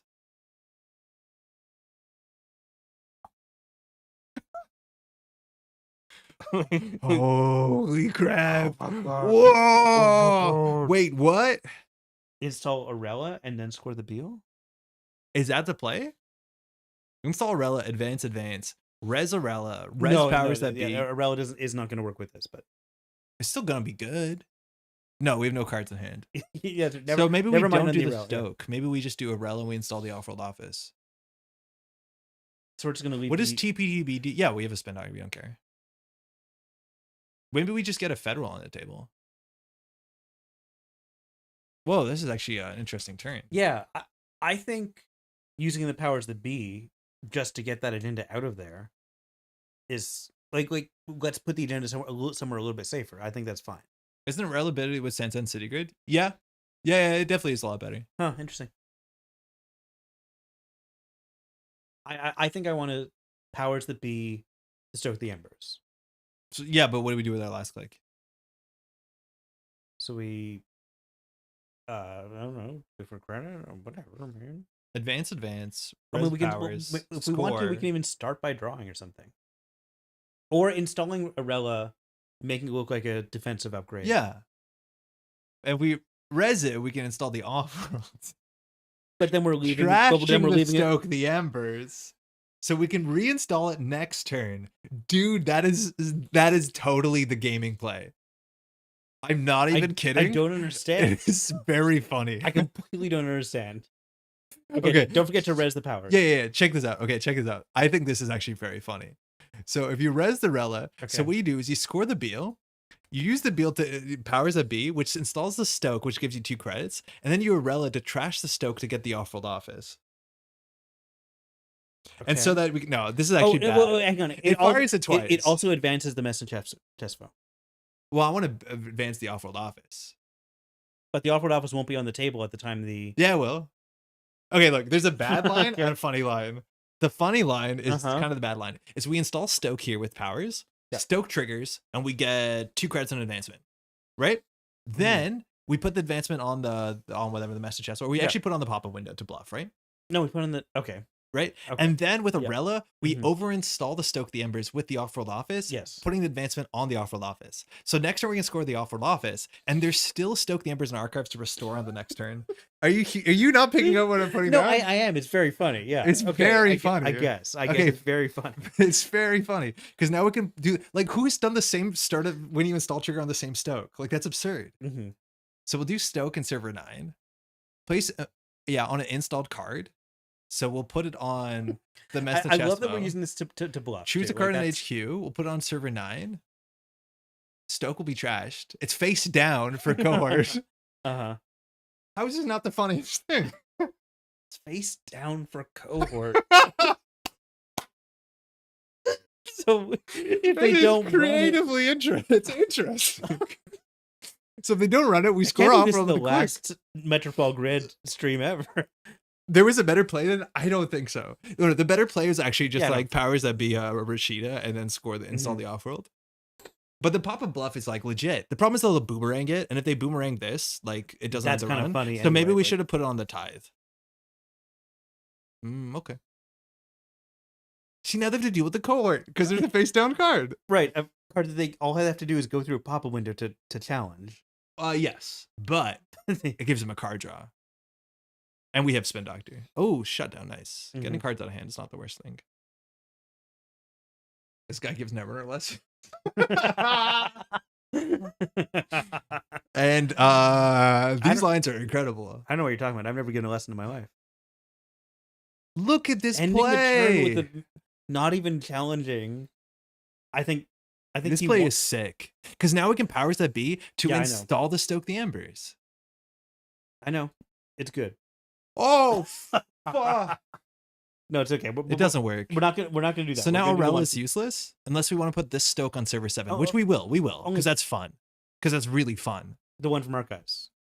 No. But the one from Archives is better. No, we're doing 2 Stoke the Embers on the table. I don't even understand how we're doing this. Okay, so Offroll gives us 7. Aurela only installs from hand, so our only option is Stoke the Embers. Okay. So we can install Stoke the Embers in server 9, and then we can over-install it with this one. Oh, I see. To always So the have one- a Stoke the Embers on that. The one in Archives is the one that goes in second, Mhm, so it mhm, gets the mhm. full advantage. yeah. I guess. Yeah. There's nothing in the rulebook that says we this can. is great. We're gonna get the same Stoke the Embers to fire so many times. And now we're gonna install this Stoke the Embers Mhm. into server 9, revealing itself and placing advancement on itself. This Stoke the Embers has fired twice. We have gotten an Offrolled office worth of value off of nothing with Stoke the Embers. Imagine there was a card that just say, when you install this game 2, wait, that is a good Netrunner card. Just like a cache for installing. When you install this reveal a game 2, that's all it does. It's garbage. But you want to do this. You want recursion. Why? Yeah. Because this is so good. We still have this. There's no way they think this is a third Stoke the Embers. Yeah. There's no There's way no way. it's a third Stoke the Embers. Can you go infinite, Nearly? Install game 2, Trank Grid? Shut up. We know that card's good, and we did it with a higher trash cost. You reveal it? We don't reveal with powers that be. So with Aurela, we didn't actually reveal it. They don't know. He doesn't know what this card is. The level of propaganda covering Andre does ban. It's great. It's great. Mhm. It's fine. Okay, the Banhar's down. Like, we're gonna get this Stoke the Embers. And do you know what we're gonna do with this Stoke the Embers? Install this Stoke the Embers. I love that he's probably gonna Piss. We Nah, wanted that. That's fine. He's probably gonna put the Banhar on the scoring server and get double net damage from a tithe, which is also very Yeah, funny. that's really funny. Yeah, Coalescence is that install game. Why do 2. we keep drawing agendas? Okay, we have well, So now all we have to do is Stoke the Embers, install headline, and win next turn. yes, and we can probably get a Hallman from there. Wait, doesn't this have text? When you score agenda again 3 and place advancement on a card.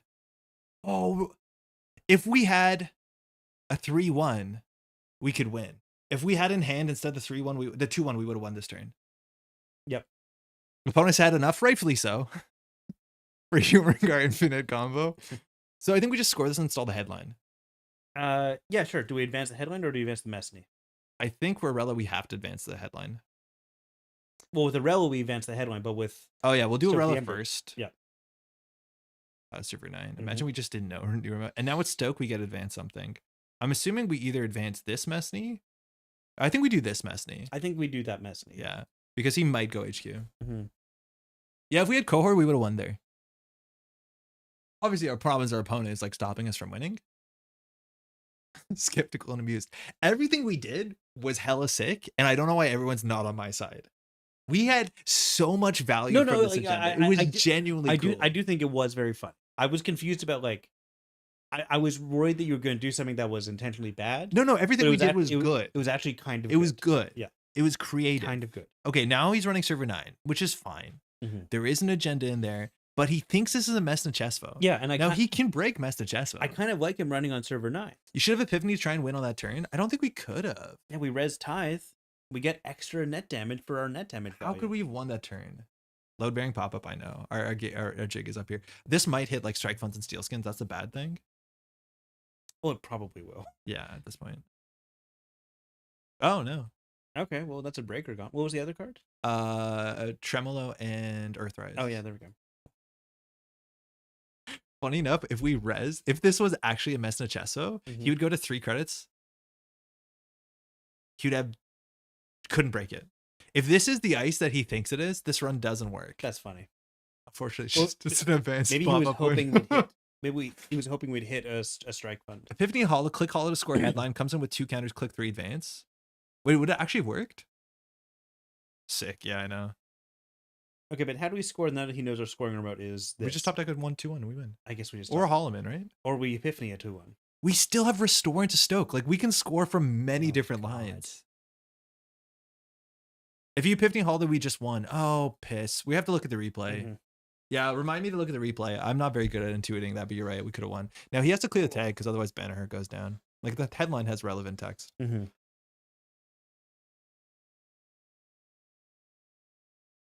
So he doesn't seem to have Refractor. He lost one of it. The deck is running 2 of each because of Steve stuff. Oh, Epiphany. Okay, so if there's a Holo Man in this card and the next 2 cards, we could have won, I think. Credit clear tag. He is bankrupt. So we just need to find a Holo Man.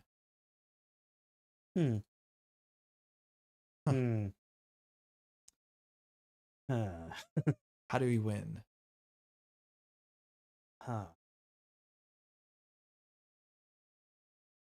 Why trash Shirella now? Live and learn. Oh, yeah, that's true. Yeah,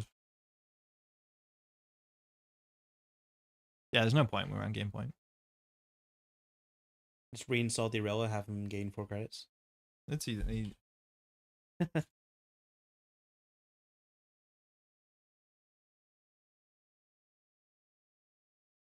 2 games, 40 cards, no. Yeah, I know. We've seen no Holo Mans. Okay, so at least we didn't mess up last turn. And then the fact that we didn't find the Holo Man means we can score the points. That. So. I guess we install the Federal Fund reason, right? Yeah. Yeah, that's fine. Easy fix.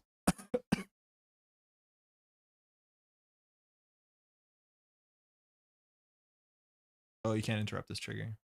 Okay. I guess fundraising, okay?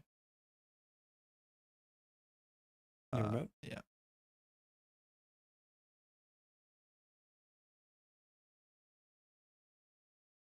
Okay, so they actually have 5 credits. So the top of the deck is open forum into an agenda, so we're probably going to do a Spin Doctor. We're okay putting the money on the table. We'll put it behind the Tithe, I think. So we can draw 1. What's the next card? There's Off-World. It's an open forum. Open forum, yeah. So we can draw 1, install the money, and then if he does run HQ, we just shuffle Spin Doctor. I think we leave the Stoke in this archives though. That's probably the funniest place to put it. Yeah. Like, that's the problem, is like Stoke inherently, the way it's written, is so damn good with Restore, which is a cursed card. Because for those who don't know, you can restore to remove agendas from the game, which like is a pretty toxic. Oh yeah, that is gross. Yeah, that's gross. That's not a healthy line for the game.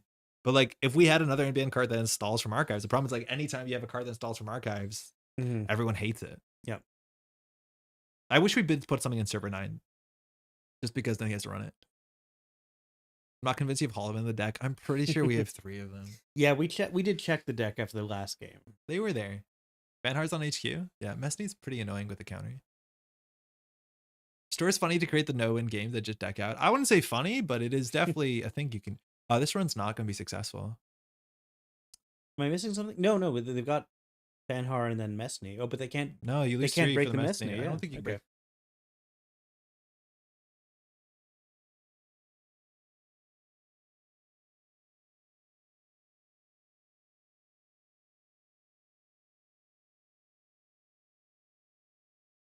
You could have also hit Epiphany multiple times this turn if you need a dig. Yeah, but you only see 1 card deeper. You're better off just like, I guess, Spin Doctor shuffling. But with Federal, like, we're going to do the same thing, I think. Yeah, might want to undo this. Yeah. So in theory, like, this first subroutine doesn't matter, but the problem is you have to interface and break. Should be on only 1 Epiphany counter. You got an extra from the trashed asset undo. Oh, true. Yeah. Really? Oh yeah. No, because he stole too. Yeah. No, but that's a good catch. But he stole that same turn, so no matter what, we would get a counter. Good catch, but you're wrong. No, yeah, it's fine. Well, I mean, we have to call people out. You promised we'd be mean to people. Yeah.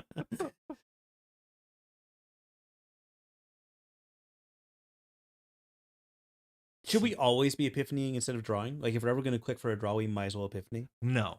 Because the power of Epiphany Holo Man is different. That you often want to do Epiphany, see the cards, then draw, and get Epiphany break. Like, sometimes your best plan is Epiphany, draw, Epiphany, because then you can see 2 new cards. Yeah, true. Because as soon as you do Epiphany twice, you're just like, maybe if your hand's unplayable, sure. But our hand's slightly playable. We could use Epiphany instead of dropping an open forum. We have limited counters though. You're right, the open forum is not great. So maybe because we had 2 counters, we could have done it once more. It just feels so like, I don't know. To me, the problem with using Epiphany multiple times, it feels like we're just kicking the can down the road. I don't think the math lines up here. I don't think they've mathed I this, still don't think you have the math. right? Yeah, I don't think you've. Ooh. I don't think it will. Can we hover over Messney to just? I mean, is it so like the cat sees? Yeah, so Messney says when the runner encounters a Sice, they lose 3, assuming we take the counter, which we will. Oh, okay. So they have a strike. I see where this is going. I see. Oh, there we go. Yeah. Okay. So they have a strike fund in hand. Yeah. Okay. So that they will have just enough. Yeah, this is a really cool interaction. I like it. Yeah, sick. Cool. So now they're in 7. The good thing about this is they get Steve back and technically Panweave, so this hurts slightly more, but it's not going to hurt enough. It's not enough to stop the game. Yeah. So will we make them lose 3? Yeah. Did I ever see Epiphany? Forgot that part. Yeah, it's both. Cool. I'll fire if you want me to. I know. Summon snare. Yeah. He won't access. I like this turn. Like I don't think this is awful. It's not great. I said like you're I don't think it's spending awful. more than 5 to get 5 back.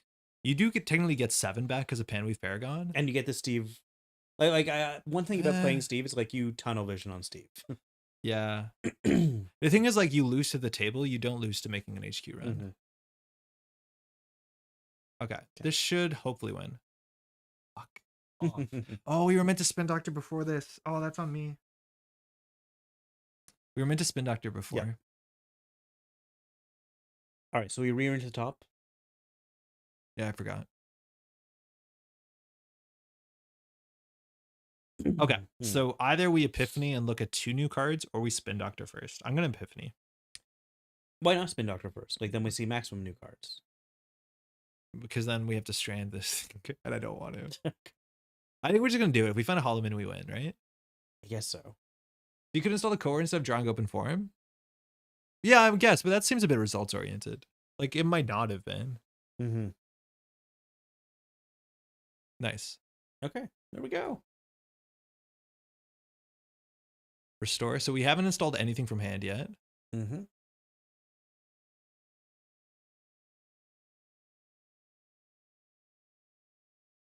like it. That's ship it. That's how we win. Take Ship a it. Game. Hey, Epiphany did what Epiphany's meant to do. Which like just feels rough. It feels really rough. You didn't need the restore? No, we could have gone for the top row, but it's more fun to do the thing that's been in archives the whole game. Hey, cheers. Yeah. Yeah, the top of the deck had another agenda, so we could have just pulled this Stoke. Yeah, we could have Epiphany'd anyway. Yeah. We have Hall in this deck. I think we have 1. Oh yeah, Post-Truth is also the top deck win. Yeah. Easy. Yeah, we needed those. We had a couple wins there. We actually were drawing it to like 5 different cards to win off of every single Epiphany trigger. True. Okay.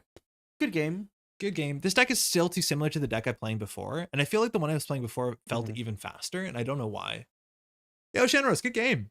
Thanks for the game. I think Cambridge Steve, Banhar Steve is just so much fun to play. The early Mess and Chesso HQ is really good because obviously you didn't open with the Banhar, and Cat's Cradle is miserable to Mess and Chesso. Yeah. I think the list is on like 1 boomerang usually because of this, but like breaking a thick code gate is really hard for this list. You did Taxus and all those pop-up window reses, so good for Cat's Cradle there. Yeah, no, Cat's Cradle is fine. It's just like all the decoders in Criminal are like pretty rubbish for some part of the game. Like it's not like the other one's any better. Shibboleth. Yeah, I prefer Cat's Cradle to Shibboleth overall. Yeah, usually I do. This bluff on the remote server that you ran, hoping that it was like not the message chest, was just so much fun. Yeah, that's a really fun play to do. That's the thing. It's like there's only limited advanceable ice, so you can really use that to project something that's not the case. Yeah. How you feeling, man? Oh, I'm feeling okay. I think we gotta call it there. I'm happy with a 50-50 win rate on Epiphany, on Epatphany. Pat, you want to don't say anything upsetting. I just want to give a shout out to our patrons on Patreon. Thank you so much for supporting us. If you support at the $10,000 a month level, you get access to our secret videos where we discuss our political preferences. People love those. Is that upsetting? I'm gonna keep going. Obviously, if you support at the $50 a month level, you get Andre to teach you how to play the game. Maybe after seeing tonight's stream, that's not so appealing. But he needs it. Very clear, Kato. My money's going to Pat. The only money that goes to Pat is what is the money? The dinners. That I do get fed dinner. The more monthly donors we have, the better the dinner I am fed beforehand. Okay. Now, whether that affects that Maddie made the dinner, how was the dinner tonight? I love the dinner tonight. It was good. It could be better. Oh my god. No, because because we need more money. If we're making more money, it would be even better. All right, Pat, you're done. Thanks so much for supporting the channel. Tonight? It lets me put the time into these streams and video editing and all this sort of stuff. We'll have some more video content up on the channel as early next week, maybe even this Saturday. It's been a bit. I feel bad about that. Could be better. I know. What the hell, man. But thanks so much for that. If you want to support the channel, also just putting a like on the video, it's like super helpful. It really is. Yeah. I don't know why. It's kind of how the algorithm works. Commenting positively. Even negatively, technically. Honestly, I'm not going to encourage that. I do love the negative comments, but please don't do any. Like, I'm sensitive and fragile. Like I feel like you've got a couple mean comments recently. I have, yeah, and I'm okay. Like I handle them right. I'm like a paper peach, right? I don't know what that means. I bruise easily, and I'm very fragile. Yeah, that's right. That's right. Slam that button, gamers. Thank you. Yeah, smash that like button. Subscribe. 5 stars on Apple Podcasts. With that, we'll be back soon enough. I'm gonna start reading the KSR book soon too. Oh, Tom's reading the KSR cool, book. Nice. Well, we'll see each other in a year and we can talk about this massive book. If I choose to boost via negative comments, what would you say is your grace and security? I'm going to say that's targeted towards you, Pat. Well, what does that mean? You don't have any insecurities? No, I do. I'm a human person. Okay. Ooh, I mean, hey, let's let chat tell me what they think. My grace would really get them in the core, you know? Yeah, absolutely. What do you think would really harm me? And I just want to let you know, what's your blood pressure? Ooh, right now, let's check. Like, is this a good idea? Yeah, maybe we sign off before they have a chance to type it. Yeah, let's. How do we do this? Quick. Thanks for dropping by. We'll be back in a couple weeks. It was a while since you've been here because I've been a bit under the weather, but we'll be back sooner. December's coming up, mind you. This is always a normal thing. The end of December usually gets a bit spotty around streams because of like winter holidays and stuff like that. People are traveling, vacations. But we'll get one in at the beginning. Hang on, Eric, get out of here. Can we ban someone? Oh, you bad taste in books. That's a good one. Yeah, I do have bad taste in books though. Clowns. Thanks so much for watching. We'll be back in a bit. Bye, everybody. Ciao.